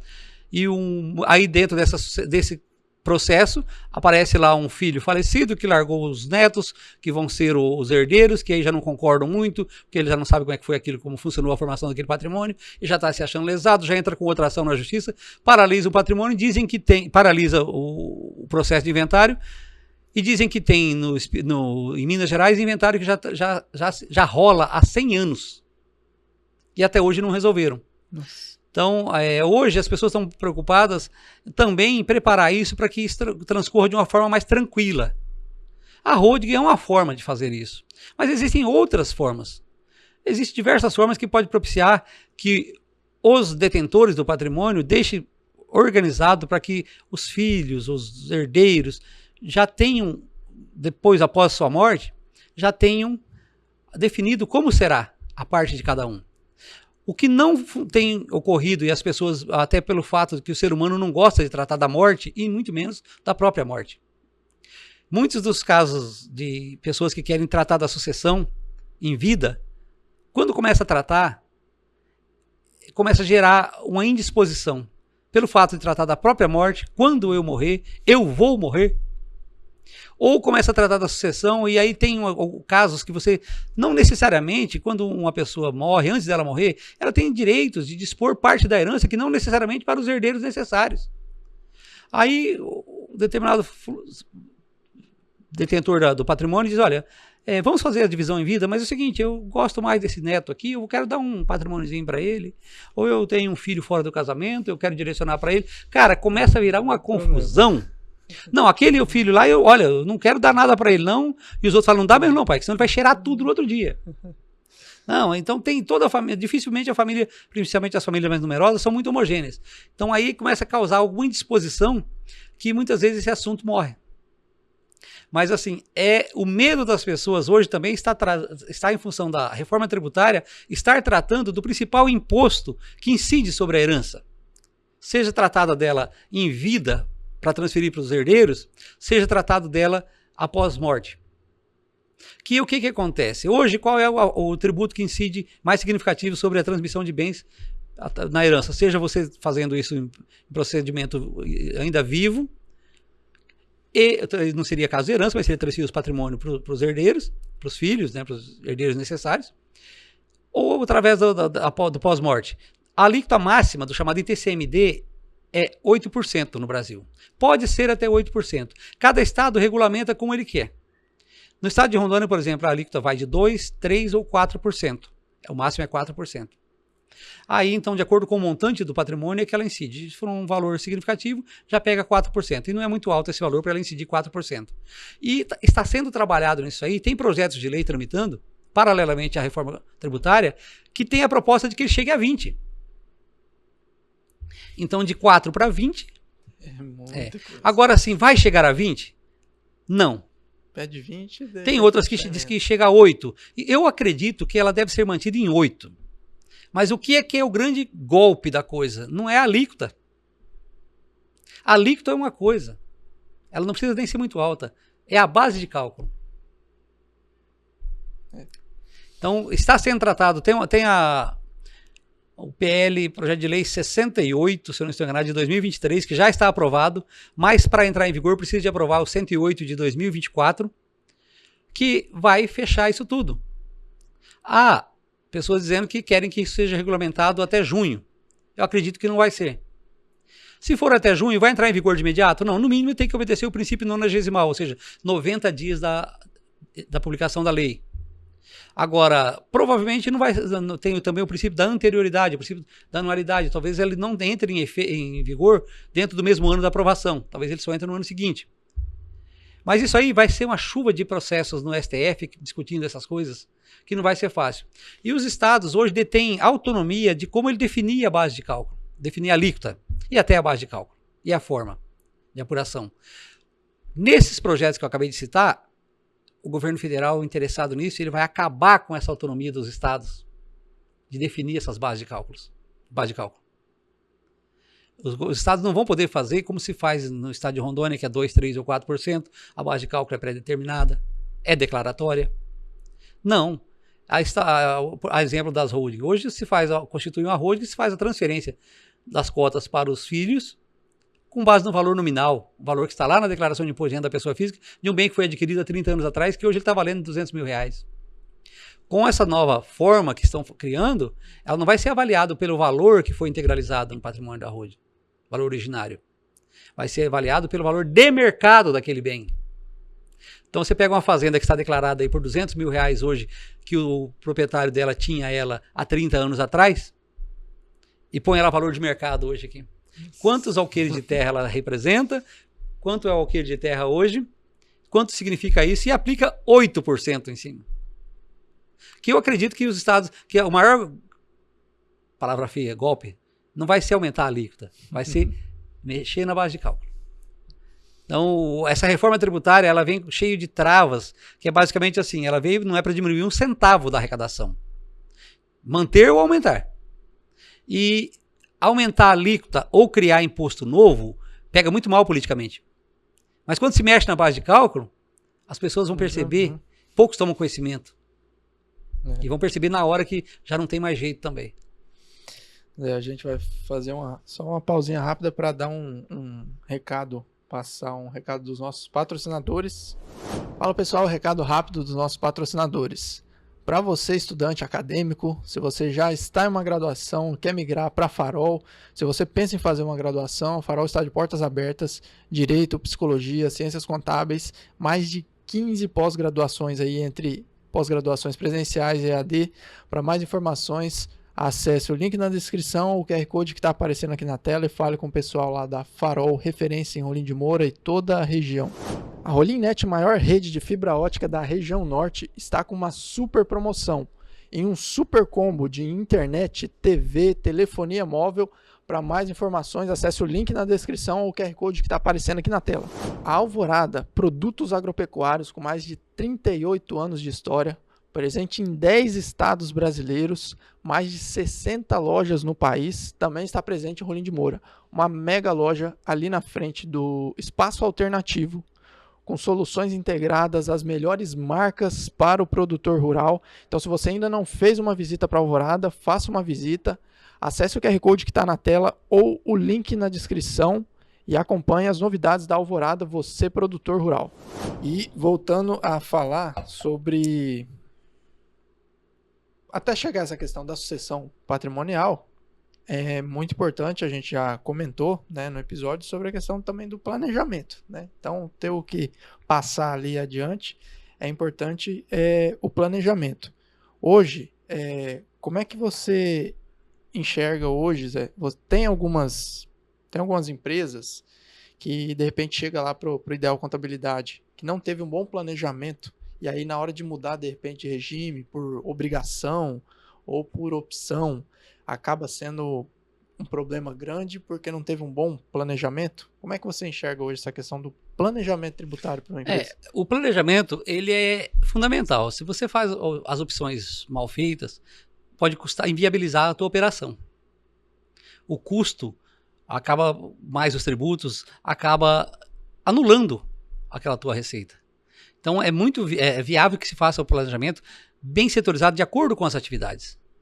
E agora nós temos um problema um pouco maior, que o que acontece? A reforma tributária está aí para entrar em vigor, nós veremos ela entrar em vigor, mas provavelmente eu não verei o final dela, porque parece-me que ela tem as últimas aplicabilidades dela consolidando em 2070. Então, muitos dos que estão aqui que vão participar desse início não verão o final. Então, como é que nós vamos trabalhar com esse novo? Vai ser muito difícil para todos, para os empresários e para os profissionais. Vai ter que se trabalhar com um desconhecido por enquanto. Está no papel, todo mundo sabe a alíquota do IVA dual, IBS, CBS, todo mundo sabe. Mas a aplicabilidade na prática é bem diferente. E esse planejamento, muitas vezes, ele implica em até mudar de região. E isso pode ser um tiro no pé dessa reforma tributária para muitos estados, principalmente estados como o nosso, que são estados basicamente consumidores. Hoje, nós temos aqui a Zona Franca de Guajará-Mirim, Acre tem Itaciolândia e Brasileia, tem uma no Pará, que não me lembro o nome, e Manaus. Manaus estão tentando vão preservar, porque senão acaba. E nos estados eu não sei como é que vai manter isso de fato, mas há boatos aí, alguns burburinhos aí que tem empresas já pensando em mudar de região. E aquilo que a gente fala, patrimônio, dinheiro não tem pátria. Ele muda para onde é mais viável. Zé, você citou a questão da reforma tributária, né? Mas outro ponto importante, que a gente tá na época, né? É a questão do imposto de renda. E você vê também que tem muitas pessoas que de repente pedem um socorro nessa época. O contador pede uma ajuda ali da pessoa ali para passar os dados, para não esconder os dados o ano inteiro, e aí de repente a pessoa chega nessa época do imposto de renda e quer que o contador se vire nos 30 ali. Bruno, hoje com a declaração pré-preenchida, se o cara te passar a senha Gov ou o certificado digital dele, você já importa da base de dados aquilo que ele não queria te falar. Hoje você compra uma fazenda e você compra ela por 15 milhões de reais, aí para pagar pouco ITBI, você faz a escritura dela por 5 milhões, é uma coisa no Brasil consagrada que não deveria ser assim. Aí o cara que te vende ela fala, não, mas eu não quero que você me declare que você vai me pagar 15 milhões nela, porque senão eu vou ter que pagar muito imposto de ganho de capital. Você me paga só 5 documentado e o resto você paga para outra fazenda que eu comprei direto no nome do cara. Isso tudo é fraude, isso tudo é crime. Mas é um crime no Brasil tão institucionalizado que é tão comum você comprar um imóvel, um bem, por um valor e escriturar por outro. Por quê? Por alguns motivos. Para pagar menos imposto de ITBI, que é o Imposto sobre a Transmissão de Bens Imóveis, e assim por diante. Então, veja só. Hoje, isso aí já está mais complicado um pouquinho, porque o principal rastro que deixa hoje é o dinheiro. A Receita deu um clique em cima do teu CPF lá, ela sabe quanto movimentou até os centavos na sua conta. Atrelado a isso, por exemplo, os cartórios emitem um documento para a Receita Federal chamado DOI, a cada escritura que é feita. Se eu não estou enganado, é a declaração sobre operações imobiliárias ou coisa assim. Eles não te pedem para fazer. Eles são obrigados. Mas ainda assim eles colocam lá na escritura, para quem fez uma escritura recente, olha lá no final dela, está dizendo, será emitida a DOI, tal. Lá na DOI vai informado comprador, vendedor, valor. Até o bem. Quando você importa a declaração de imposto de renda do comprador, isso começou 1 ano atrás. Quando você importa, já vem lá o bem que ele comprou. Caramba. Então aí, quer dizer, eu já teve casos que a pessoa chegou para mim, não que ela não fosse me falar, mas em alguns casos ela, eu tenho que te falar tal coisa. Eu falei, eu já sei. Porque hoje, quem tem muita movimentação tem que confiar num profissional da área, que eu digo o seguinte, tenha sempre a seu serviço pessoas que você confie. Seja contador, seja advogado, são pessoas que você confie. E confie conferindo. Mas aí as pessoas que têm muitas operações hoje, eles acabam deixando praticamente com a gente as suas senhas do certificado digital, a sua senha Gov, para que a gente possa validar os sistemas, algumas coisas que são necessárias. Então, muitas vezes, quando o cara chega lá para mim fazer declaração de imposto de renda, eu já fiz a importação. Ele vai me falar assuntos que eu já falo, já sei. Você comprou um apartamento tal, pagou tanto. A fazenda, já está aí? Tá. Mas eu não ia declarar. Não, já está aqui. Então, são coisas hoje que muita gente tenta omitir, e qual que é um outro ledo engano da grande maioria das pessoas da nossa região, Bruno? Nossa região, como a gente havia dito no início, nos últimos 30 anos, se o Brasil tivesse evoluído o que evoluiu Rondônia, teríamos outro país. Hoje, qualquer pessoa daquelas, vamos voltar lá naquele lote de 42 alqueires que o INCRA doava. Qualquer família que esteja lá em cima daquele imóvel hoje, ele é um milionário. Vamos botar uma terra barata aí, 42 alqueires, 100 mil reais o alqueire, 4 milhões de reais. Ah, mas eu não declaro que eu só tenho sítio. Ah, eu não declaro que eu só vendo um pouquinho de gado. Um pouquinho de gado, você vendeu hoje 3 cargas de novilha, não é nem de boi, você já está obrigado a declarar imposto de renda. O patrimônio acima de 700 mil reais, quem tem um patrimônio acima de 700 mil reais, independente de renda ou não, ele tem que declarar. Então, se você for dar uma puxada, 80% das pessoas estão obrigadas a declarar e não declaram. Uma parte delas não declaram.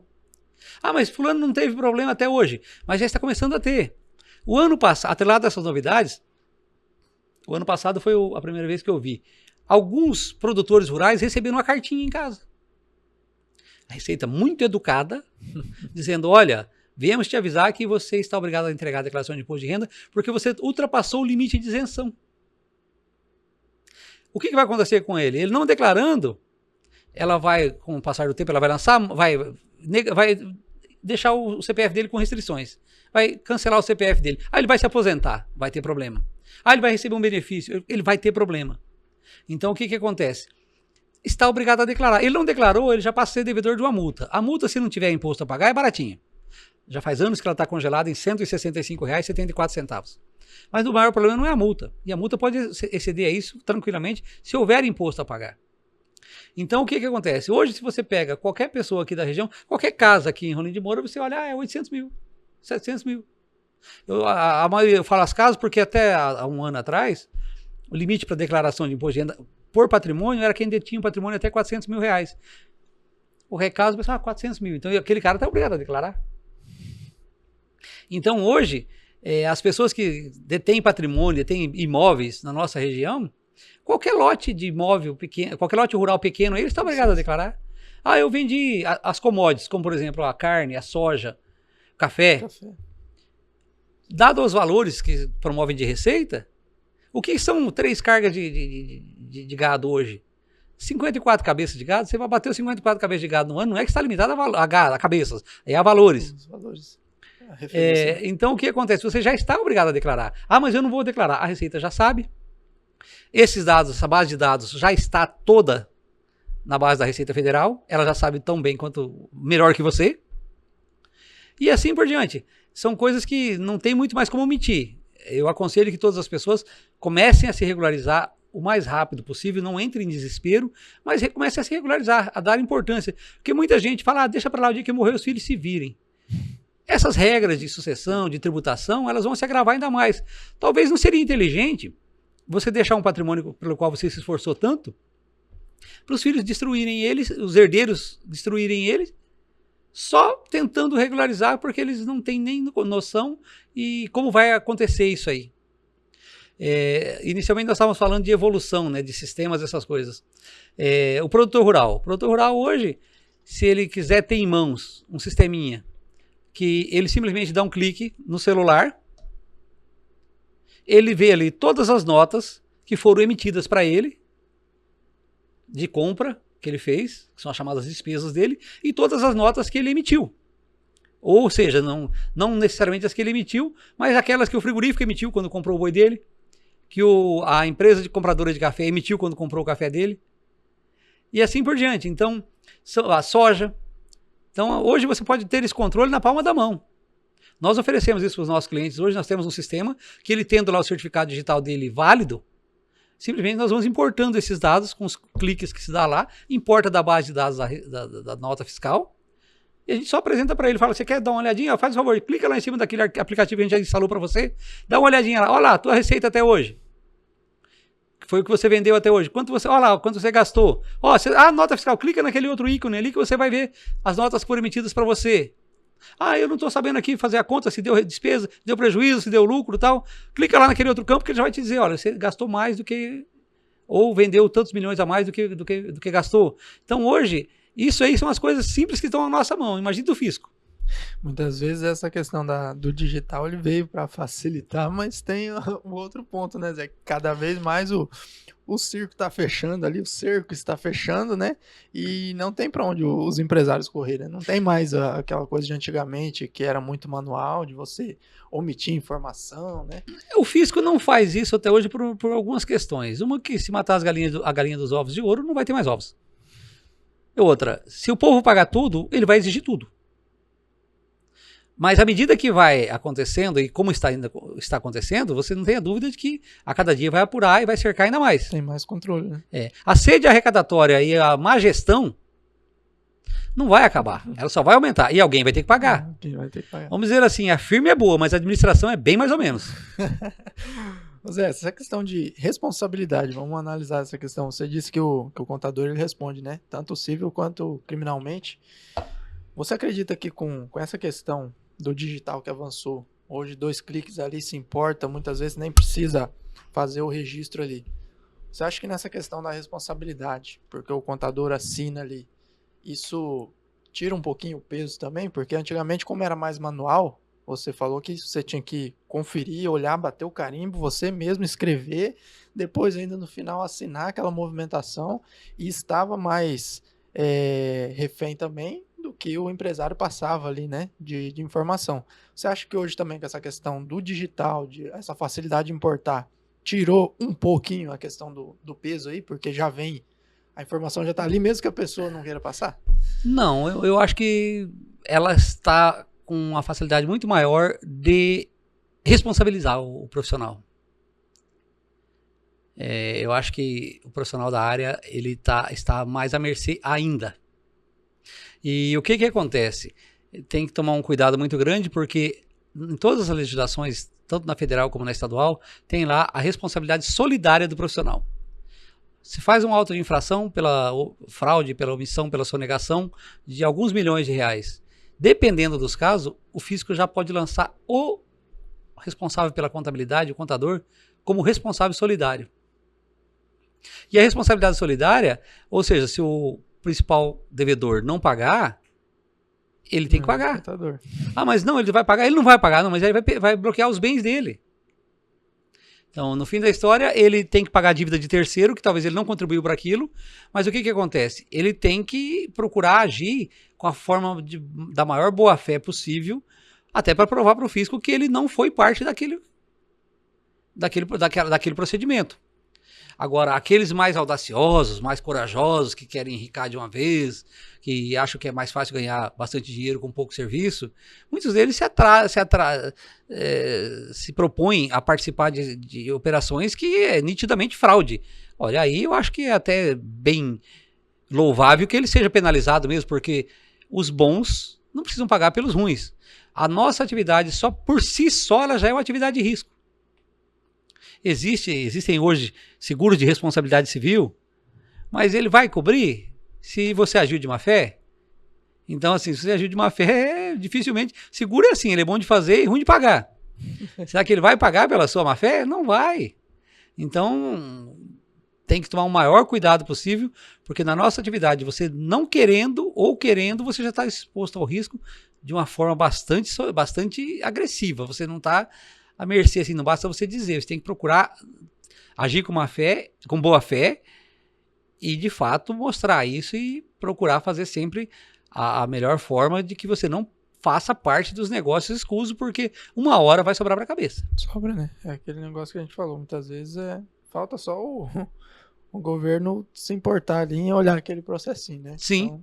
Então, Zé, falando agora sobre empresa, empresário, o que você observa de erros mais comuns, assim, de alguém, de repente, que está começando nessa questão? É a falta do planejamento tributário? Tem algum outro erro de gestão ali que, de repente, leva ao fracasso da empresa? É achar que o negócio dele é só aquilo que nós citamos, aquela determinada atividade. Não, quando ele vai empreender, eles têm que saber que ele tem que perder um tempo para dar importância a essa parte que é a prestação de contas com o fisco. A maior parte das pessoas, ele diz assim, olha, eu faço pão bem, vou montar uma padaria. Fazer pão bem e ser um bom dono, administrador, proprietário de padaria, são anos-luz de diferença. Nossa, uma coisa, outra coisa, outra Então, coisa. assim, para você... empreendedorismo por necessidade. Olha, ela vai bem até você ter que partir para a regularização. Por que muitas vezes a pessoa acha que está indo maravilhosamente bem e vai constituir uma empresa? Estou indo muito bem na informalidade, estou ganhando bem barbaridade. Vou constituir uma empresa, alugar um local, constituir uma pessoa jurídica, vou tomar um empréstimo, que eu vou conseguir fazer isso ser muito melhor. Muitas vezes é engano. Ele tem que fazer um planejamento, não só tributário. Ele tem que fazer um planejamento do negócio dele, ver quanto que ele vai ganhar, quanto é que ele vai gastar, e atrelado a isso, sabendo que essa parte que ele não pagava nada quando ele trabalhava de maneira informal, é o planejamento tributário que ele vai ter que estudar aqui para pagar a menor quantidade de imposto dentro da legalidade. Grandes empresas, elas têm planejamento tributário por produto. Você vê muitas vezes aí algumas vendas que são kits. Aí, determinado produto, que parece ser o principal, ele é baratinho.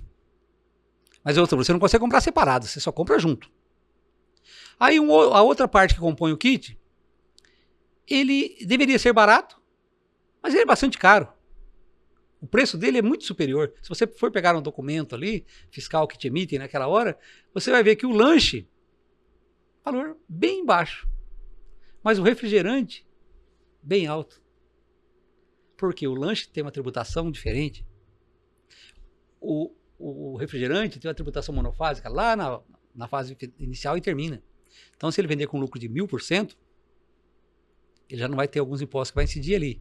Pode ter imposto que pode incidir sobre o lucro, mas sobre o lucro é apurado no montante, não é apurado por produto. Então, assim, o que é planejamento tributário? Cada área depende de como trabalhar, do que fazer. E a do vizinho não te serve. Muitos regimes tributários, por exemplo, muitas vezes é viável, até mesmo na pessoa física, principalmente o produtor rural, é viável ele fazer uma compra de algum produto, de algum bem que ele precisa e ia deixar para fazer o ano que vem, em janeiro. Quantas vezes nós pegamos nossos clientes e olhamos a situação deles e dizemos, cara, olha, está tendo um lucro aqui na atividade rural esse ano que você vai pagar um imposto excessivo. Excessivo não, devido, mas muito alto. Mas o que eu faço? Olha, tem mecanismos que você pode utilizar aqui, legais, que, por exemplo, antecipar uma compra dos próprios insumos. Cara, eu pago hora de serviço de trator, de máquina pesada e tal, e ainda dá trabalho porque eu não consigo, eu preciso na hora exata. Eu estava pensando em comprar uma máquina, mas só vou comprar o ano que vem. Olha, de acordo com as contas aqui, compra até dezembro. Porque você vai ter mais uma despesa que vai somar aqui nas suas despesas, vai se equiparar mais próximo da sua receita e a tua base de cálculo de imposto vai ser muito inferior. Muitas vezes essa máquina é muito mais... você compra essa máquina e parte dela, com a economia do imposto que você faz, ela barateia o custo da máquina. Então, assim, só que isso tem que dar atenção. E no passado, a gente auxiliei muitos proprietários de fazendas grandes que muitas vezes passavam, olha, mas o bezerro está subindo no final do ano, não tem nem motivo. Por quê? Porque o cara, em dezembro, ele danava a comprar bezerro que era para poder aumentar a despesa dele, porque senão a disparidade ia dar muito grande. Em vez de ele deixar para comprar bezerro no ano seguinte, fevereiro, janeiro, vamos ter que comprar agora. Mas vai inflacionar o mercado, vou pagar mais caro. Pague R$50 mais caro.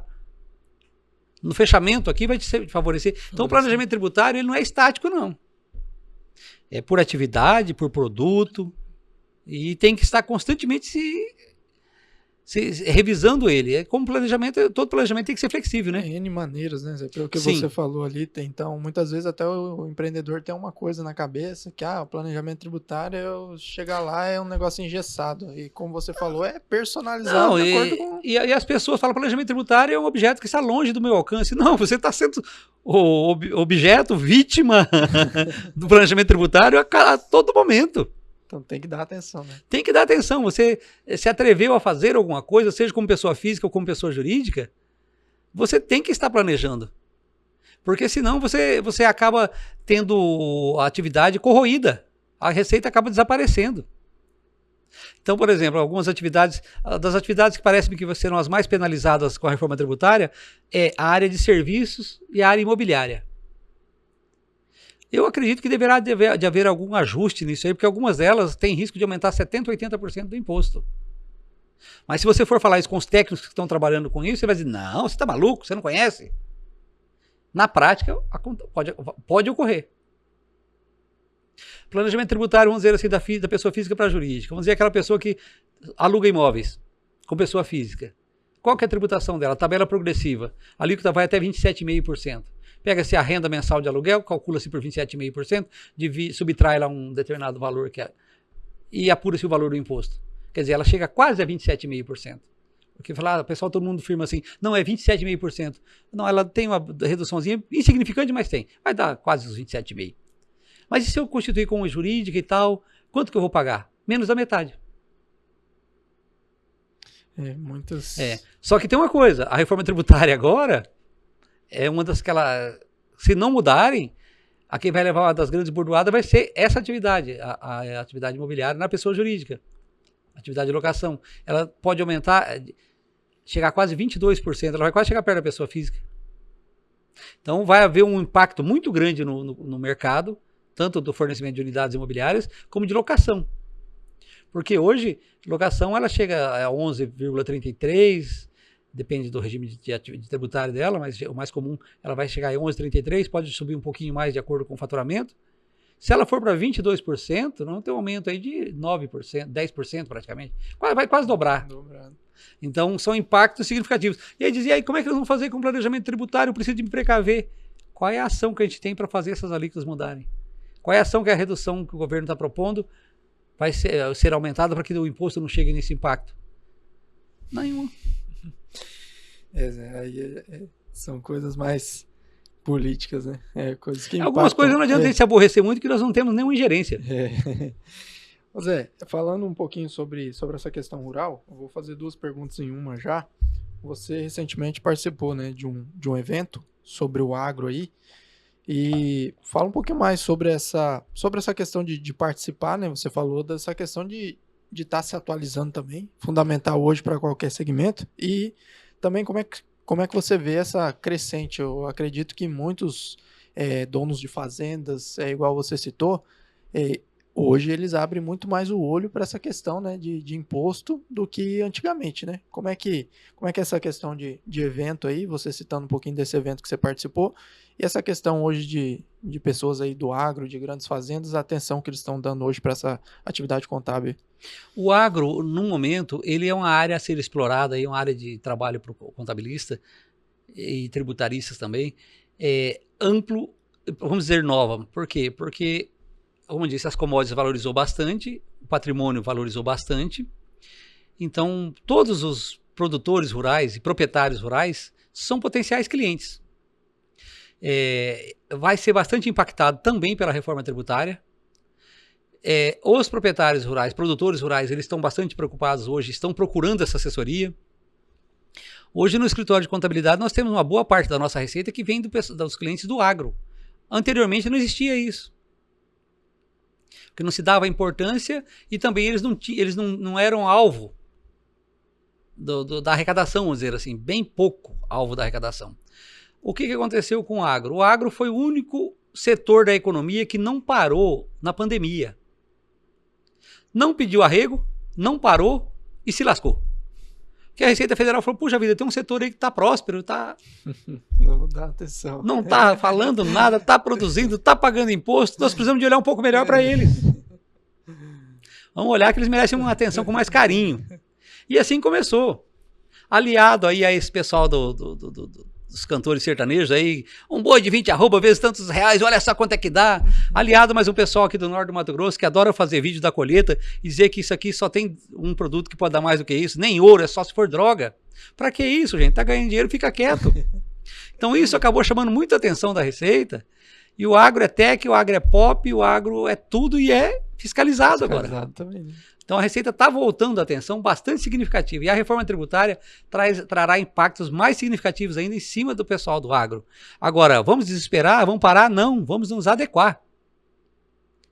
Hoje a gente tem que trabalhar nesse setor com bastante atenção. Mas eu vou vender a fazenda, então até para vender essa fazenda você tem que fazer um bom planejamento tributário, prestar bem atenção nas leis para não deixar, não para não pagar imposto, para pagar o que devido, o menor da melhor forma. Há a possibilidade, mas tem que pensar, tem que planejar. Até quando vender, como vender, e assim por diante. Aí você fala em atualizações. A gente está constantemente participando de eventos, e aí, como se eu tenho as duas áreas de atuação, ou pelo menos a área de formação, direito e contabilidade, onde tem eventos de direito, nós vamos lá e vamos ouvir. A gente foi, por exemplo, em Belo Horizonte no final do ano atrasado, na 20ª Conferência Nacional, conferência não, foi um encontro de advogados, não foi uma conferência, não me lembro o nome agora qual foi dado. Teve mais de 20 mil profissionais participando. Ela entrou para o Guinness, maior evento, maior conferência de contabilidade de advogados do mundo. Agora, em setembro do ano passado, nós fomos na Conferência Nacional de Contabilidade em Gramado, não, em Camboriú. Também lá falou-se muito sobre, nessa de que nós somos de advocacia, falou-se muito sobre sucessão na área civil e outras áreas também.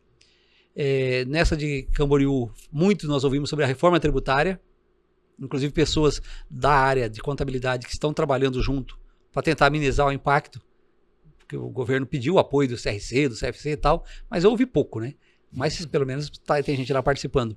E agora esse evento que teve a semana passada em Ariquemes, que é o chamado Primeiro Agro e Conte, foi promovido pelo CRC Rondônia, e vamos dizer assim, foi excelente. Veio o pessoal dessa área tributária do agro aí e também dessa área de holding e sucessão, que são os melhores do Brasil, estão entre os melhores do Brasil.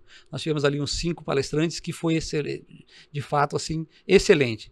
Deve de ocorrer uma outra, provavelmente em Vilhena o ano que vem, mas isso está constantemente acontecendo, e essas preparações hoje você tem que estar ligado a elas, seja viajando para isso, ou hoje através do que é publicado aí nas redes sociais, você consegue atualizações aí também bastante importante.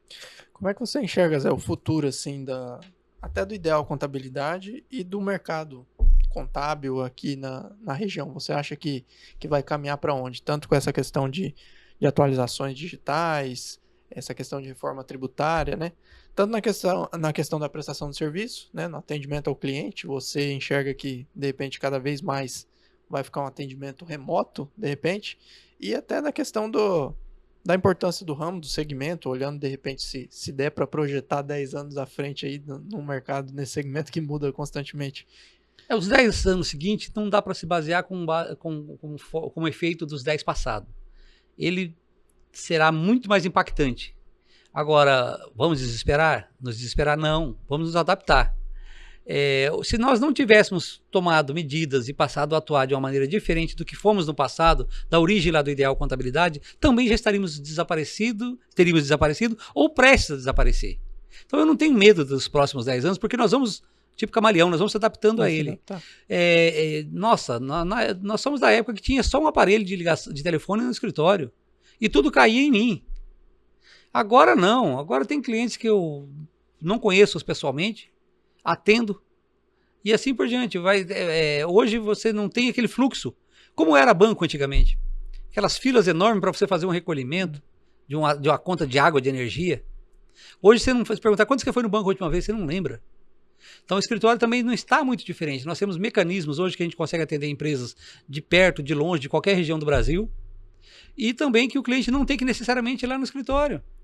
Hoje, com certificado digital, com a senha GovBR, nós constituímos empresa, regularizamos empresa para o cara, dentro de um espaço de tempo bastante curto.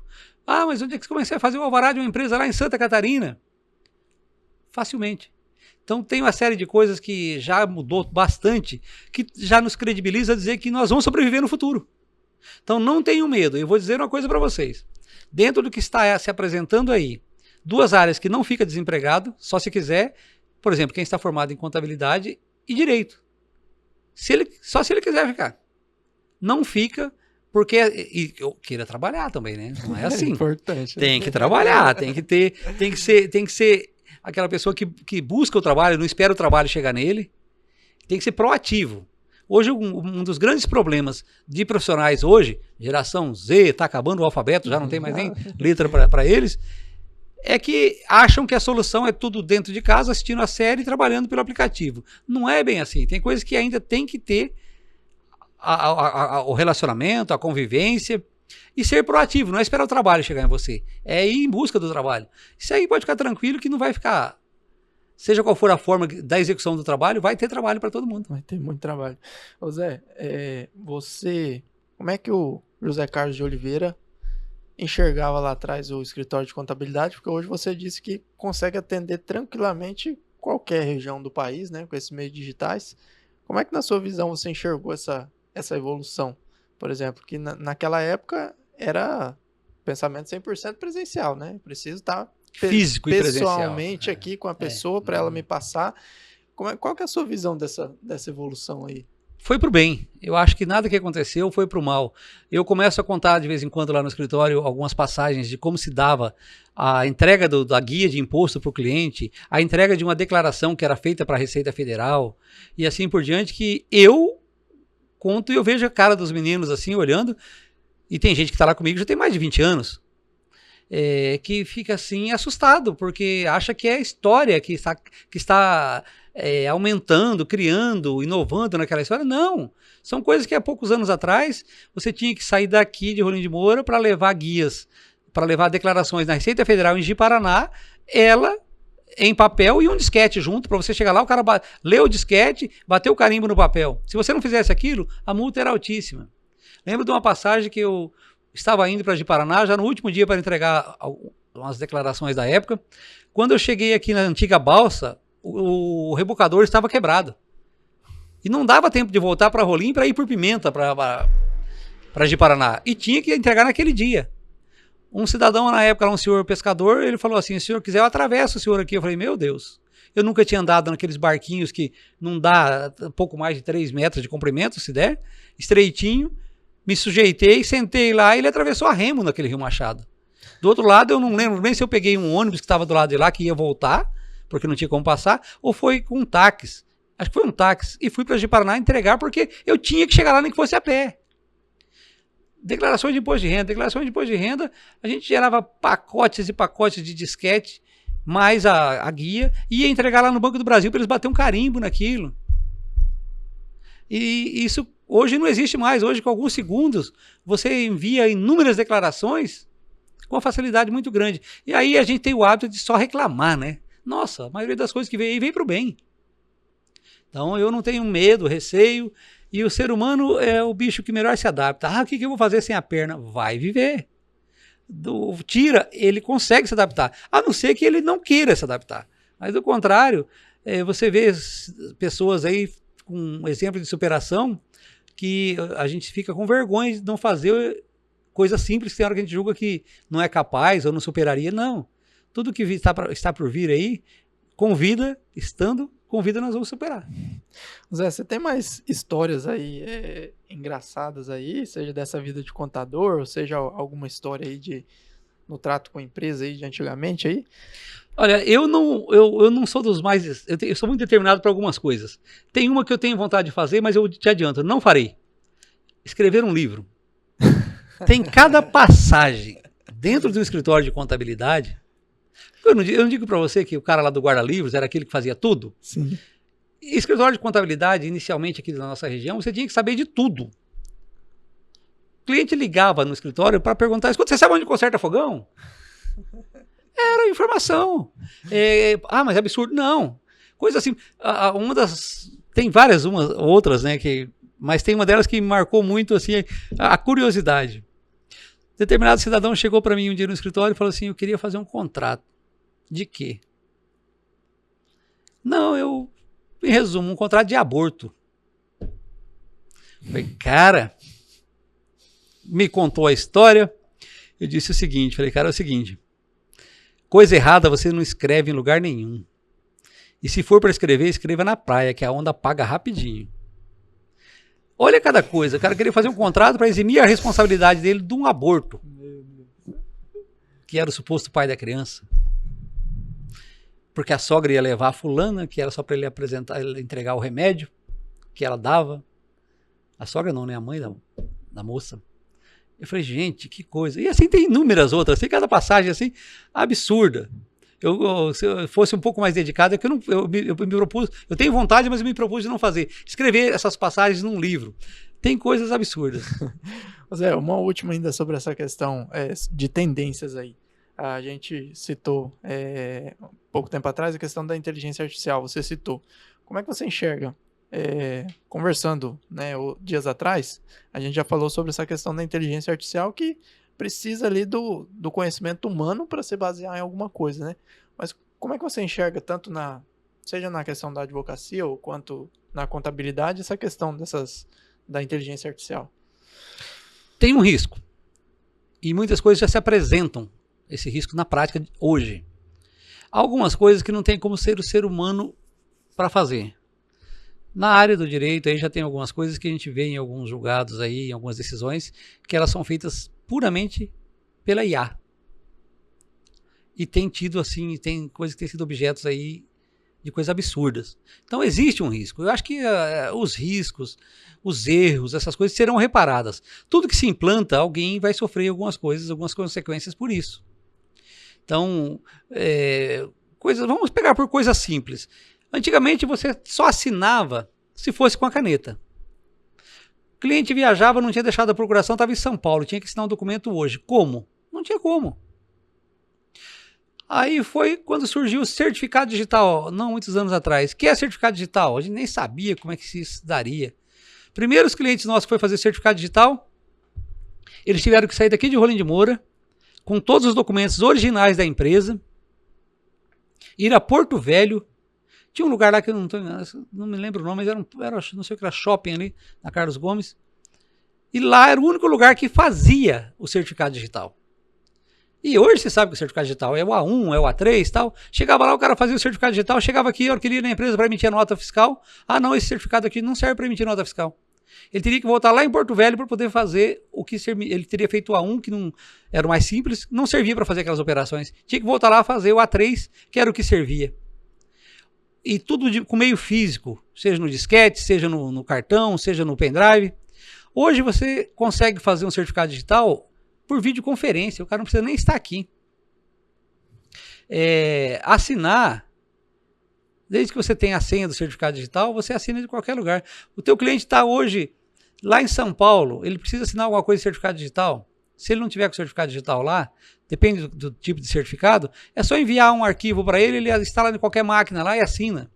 E assim o inverso, se ele está com o certificado digital lá que não deixou no escritório, se ele manda para a gente já faz a assinatura naquilo que ele precisa.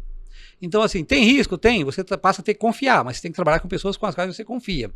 Então nós vimos aí que uma coisa que partiu da assinatura com caneta para hoje um meio que você desconhece como na prática ali, materialmente como é que ele funciona, mas é o meio exigido e aceito. Então a inteligência artificial ela vai propiciar coisas ainda que são não dá para a gente imaginar, são inimagináveis. Então a gente vai, do jeito que a gente disse que mudaram coisas, hoje não se tem mais papelaria para vender formulários de guias para taxas, impostos. Antigamente aqui em Rolim de Moura, quando eu comecei, vinha uma empresa de Ji-Paraná com uma Kombi carregada de formulários, passando de escritório para escritório, aquele formato mascate, para vender para a gente aquilo que a gente precisava. Eram calhamaços de guias, com 5, 6 vias cada guia, algumas delas, como por exemplo do ICMS, com carbonos, não existia papel carbonado sem carbono, com carbono, quer dizer, 5 guias com 4 folhas de carbono dentro, você datilografar aquilo, você tem que afundar o dedo na tecla da máquina para poder sair na última guia. ICMS, para recolher o ICMS, cada tipo de ICMS tinha uma guia com uma cor. Era o DAR 3, que era emitido direto na Cefim, quando você fazia uma venda de mercadoria, ia até lá para poder recolher o ICMS que tinha que recolher antecipado antes da mercadoria viajar. Naquela época você vendia muita madeira para fora, café também. Era o DAR 3, que era usado nesse caso, que era um verde. Tinha um DAR 2, que era um azul. Não é DARI, hoje se chama DARI, né? Hoje não tem nem corpo, sai tudo da impressora. Tem vezes que você nem emite ele, você só gera ele lá e já paga pelo código, nem imprime ele. Tinha o DAR 2, que era para recolher taxas, por exemplo. Você ia recolher uma taxa de certidão negativa. Você não ia lá no Shopping Cidadão e alguém te dava um papelzinho para você recolher, não, com código de barras ali, ou um QR Code que você já mira o teu celular ali, já recolhe na hora, já fala, tá pago. Não, você tinha que preencher aquilo e ir no banco, pagar.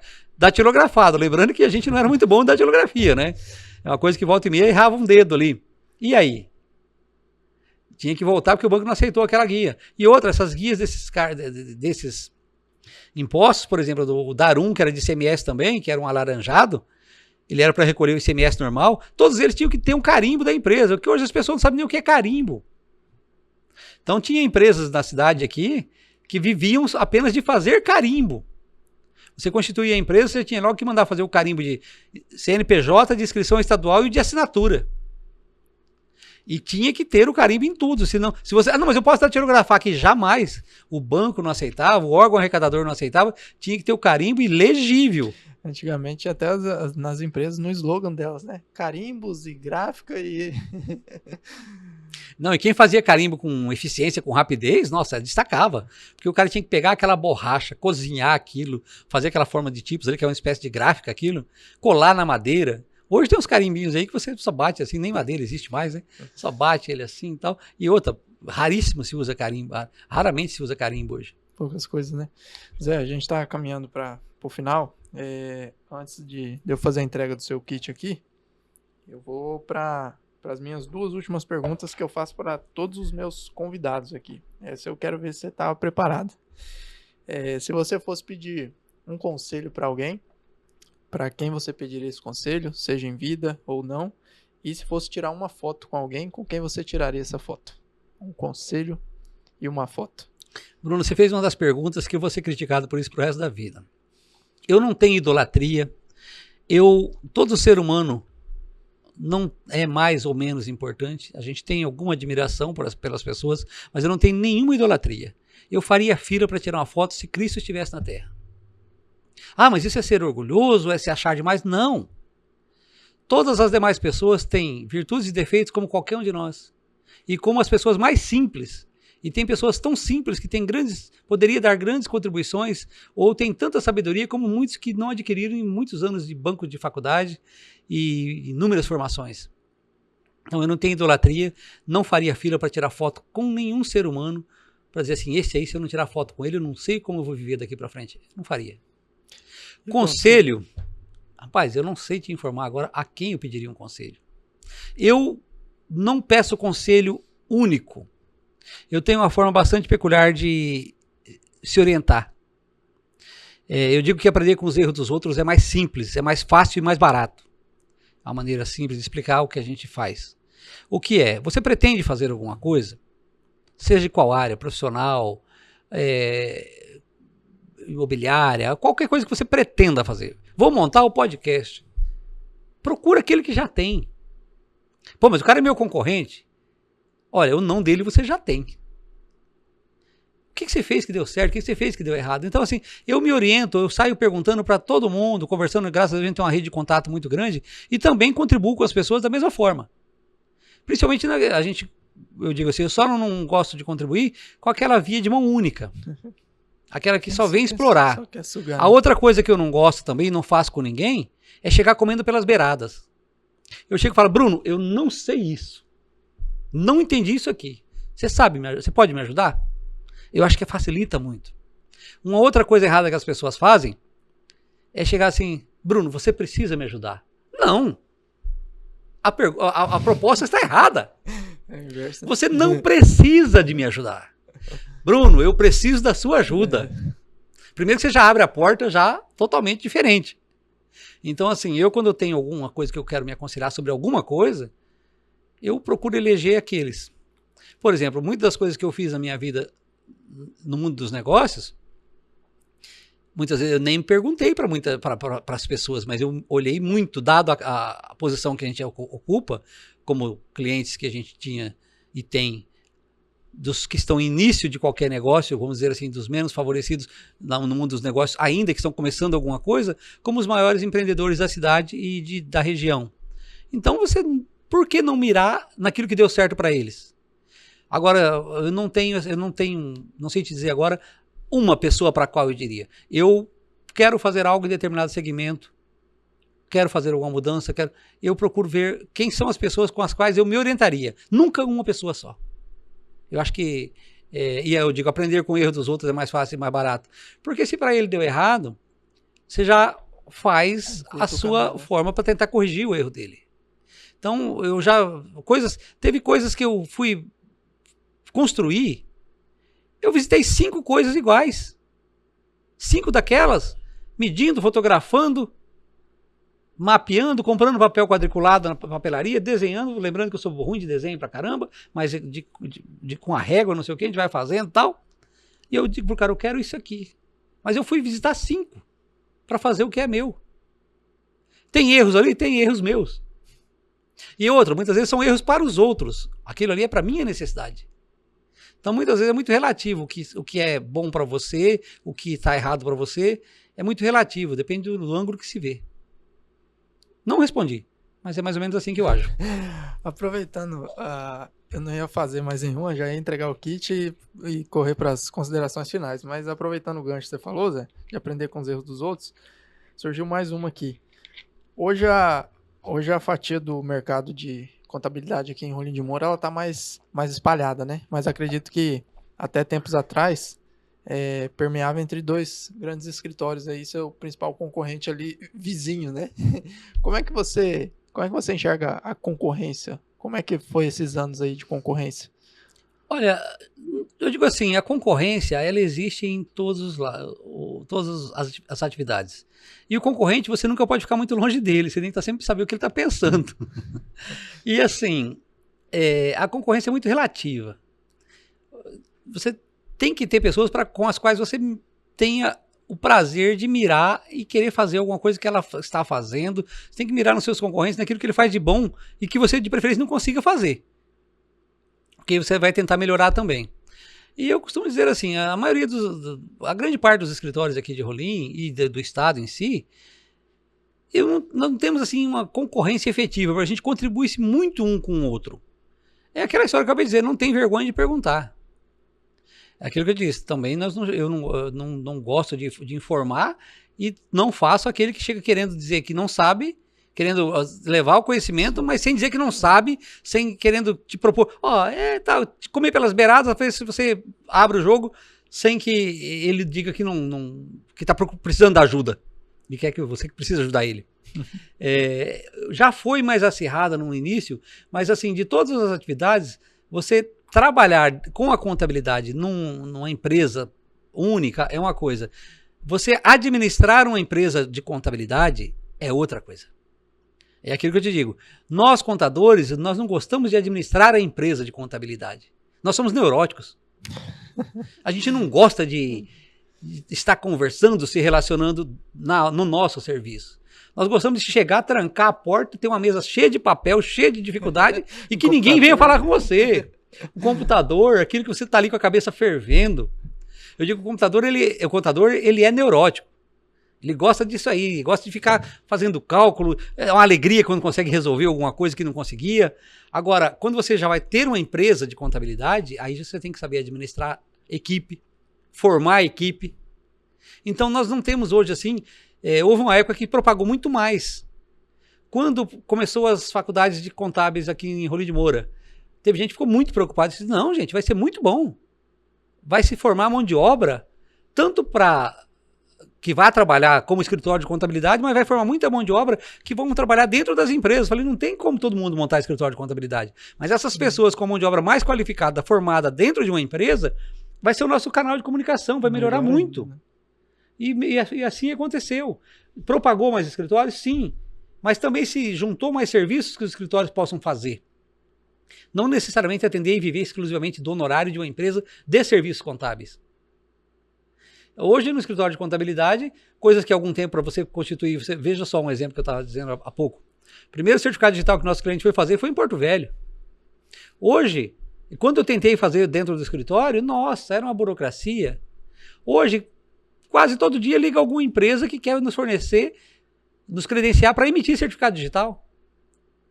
Nossa, é difícil? Sim, tem a segurança, uma responsabilidade grande, mas se consegue fazer, hoje no escritório nós fazemos certificado digital para favorecer o nosso cliente, para que ele não tenha que se deslocar para um escritório que só faça serviços de emissão de certificado, melhora o nosso serviço, o nosso leque de serviço, agiliza o nosso atendimento. Então, coisa que jamais a gente pensou em fazer, até porque não existia. Então, e assim vão surgindo outras coisas. Prestando assessoria, está aí o mundo do agro que está crescente. Tem lugar para todo mundo atender? Tem.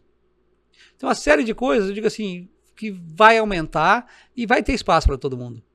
E com aquele diferencial, não basta você ser um bom médico, você talvez não saiba administrar um hospital. Vou montar um hospital porque eu vou administrar um hospital. Você já vai perder parte do tempo da sua técnica como médico para administrar, para cuidar da equipe, atender os conselhos, o sindicato, o Ministério Público, que exige mais isso, mais aquilo, que você não aprendeu aquilo na faculdade, você não desenvolveu habilidade dessa natureza na faculdade. A mesma coisa no escritório de contabilidade. Então, temos muitos escritórios em Rolim de Moura hoje, região, mas nós tínhamos clientes que a gente atendia lá em São Francisco, São Domingos. Hoje, tem pessoas lá que prestam serviço para eles com qualidade. Naquela época, pouca gente tinha. E outras regiões no Mato Grosso, eu saía daqui de Rolim de Moura com a pasta e ia na Receita Federal no Mato Grosso para resolver problemas de uma empresa que queria exportar. Hoje a gente faz tudo via digital. Então, hoje está bem mais simples e ficará ainda mais simples. Basta que, sabendo que nós vamos ter que se adaptar. Se adaptar, né? Zé, vou entregar seu kit aqui, fazer uma menção aos nossos patrocinadores. Muito bom, legal. Esse é o boné lá do Solo Mais, Laboratório de Análises Agronômicas lá de Vilhena, que também tá com ponto da Ana Paula e família, Isso, Luiz Carlos. Também está com ponto de coleta. Muito lá bem, eu vi a empresa deles esses dias que eu passei em Vilhena, eu fui num evento lá. Você foi também, né? Nós passamos naquela rua lá. Acho que eu até comentei, falei, olha lá, Solo Mais. E obrigado. O chapéu da Alvorada, ó. Você que também é pecuarista. Eu gosto e preciso do chapéu. Mas... Muito obrigado. E aqui Alvorada. Empresa, olha, veja só como as coisas mudam. Empresa que veio para Rolim de Moura devido à evolução do agro. Empresa grande, né? Empresa grande. Isso aqui, nacional. Olha, outra empresa ligada ao agro. Então Exatamente. São coisas que irão surgir que não tenham medo. Irão surgir muitas coisas ainda. As demandas, né? Ó, tampa personalizada. Barbaridade, eu nem havia visto que é personalizada. Ainda tem a garrafinha da Solo Mais. Muito bom. A caneca, a nossa caneca do Momento Chave Podcast. Vou guardar com muito carinho. Vou levar lá no escritório e deixar exposto assim. Copo, não vou nem usar. Copo térmico lá da Rolinete Fibra. Barbaridade. Alexandre e Henrique e família. Farol. Estojinho da Farol. Meire, Lourdes. Faculdade de Rolim de Moura. A caneta lá da Master também, Momento Chave, personalizada. Bárbara, que bom. Nossa, eu vou voltar de novo, não me chama de novo aí, cara. Muito bom. A peça de resina personalizada, que tem um QR Code tanto na tampa quanto na peça de resina. Fabricação da minha prima, Pamela Hennig. Direto do canal do YouTube, para depois acessar e ver a entrevista completa. Legal, lá. E também a Credcis, uma agenda aí, se você já não Credcis. Tem. Fundamos a Credcis. Beleza. Zé, eu queria agradecer Quanto tempo você acha que foi de conversa? Foi mais de 1h30. Batendo as 2 horas. Zé, eu queria agradecer pela atenção que você deu, por ter aceitado, né? Você que a gente sabe que não é um cara muito de virar público, mas que você tem um carinho imenso com todos ao seu redor. Então, grato pela atenção que você deu para mim, para compartilhar muita coisa aqui da sua trajetória, da sua vivência e do seu conhecimento também, seja na contabilidade, na advocacia. E vou deixar facultado o momento agora para você fazer suas considerações finais. Bruno, eu também sou muito grato à oportunidade e são coisas novas que surgem e nós vamos nos adaptando. Eu agradeço pela oportunidade e assim, a gente contribuiu bastante com toda humildade em relação à evolução na nossa área, por exemplo. Como eu disse, nós éramos da época que não tinha nem CRC em Rondônia, ajudamos o CRC a se interiorizar quando foi fundado em Rondônia, participamos de muitas formas direta e indireta na evolução dessas pessoas que estão aí, de muitos que trabalham, promovemos muitos cursos para preparação de mão de obra dentro de Rolim de Moura. Então a gente contribuiu bastante para a evolução disso que aqui está. Apesar de que a gente não gosta de ficar dizendo, propagando, mas nós trabalhamos com o intuito de uma melhoria não apenas para nós, mas uma melhoria de tudo que está em volta à nossa volta. Não adianta você estar muito bem onde todos estejam mal, onde as pessoas que te rodeiam estejam mal. Então a gente é muito grato ao que Deus nos concedeu. As coisas que eu fiz, de quando eu ouvi falar em Rondônia e de que até que fiz, todas elas conferiram, foi planejado. Então, como conselho, planejem-se. Não pensem que a coisa vai dar certo por acaso. Não. Planejem, se esforcem. Não se frustrem quando os planejamentos não estiverem dando certo, porque é assim mesmo, o planejamento tem que ser readaptado, tem que ser revisto. Não existe planejamento rígido, porque ele não funciona. Ele tem que ser flexível e ser administrado. E sou muito grato pela oportunidade. Um abraço a todos aí que venham ouvir a nossa conversa. E grato a vocês que acompanharam mais esse episódio do Momento Chave Podcast, né? Hoje com José Carlos de Oliveira, referência para muitas pessoas, né? Referência para mim como empresário aí também, nessa visão de negócio. Né? O Zé tem conhecimento em muitas áreas aí também. E para vocês que acompanharam até aqui, fiquem atentos às nossas redes sociais, né? No Instagram, também estamos lá no Spotify, Momento Chave Podcast, para você acompanhar em áudio e vídeo também.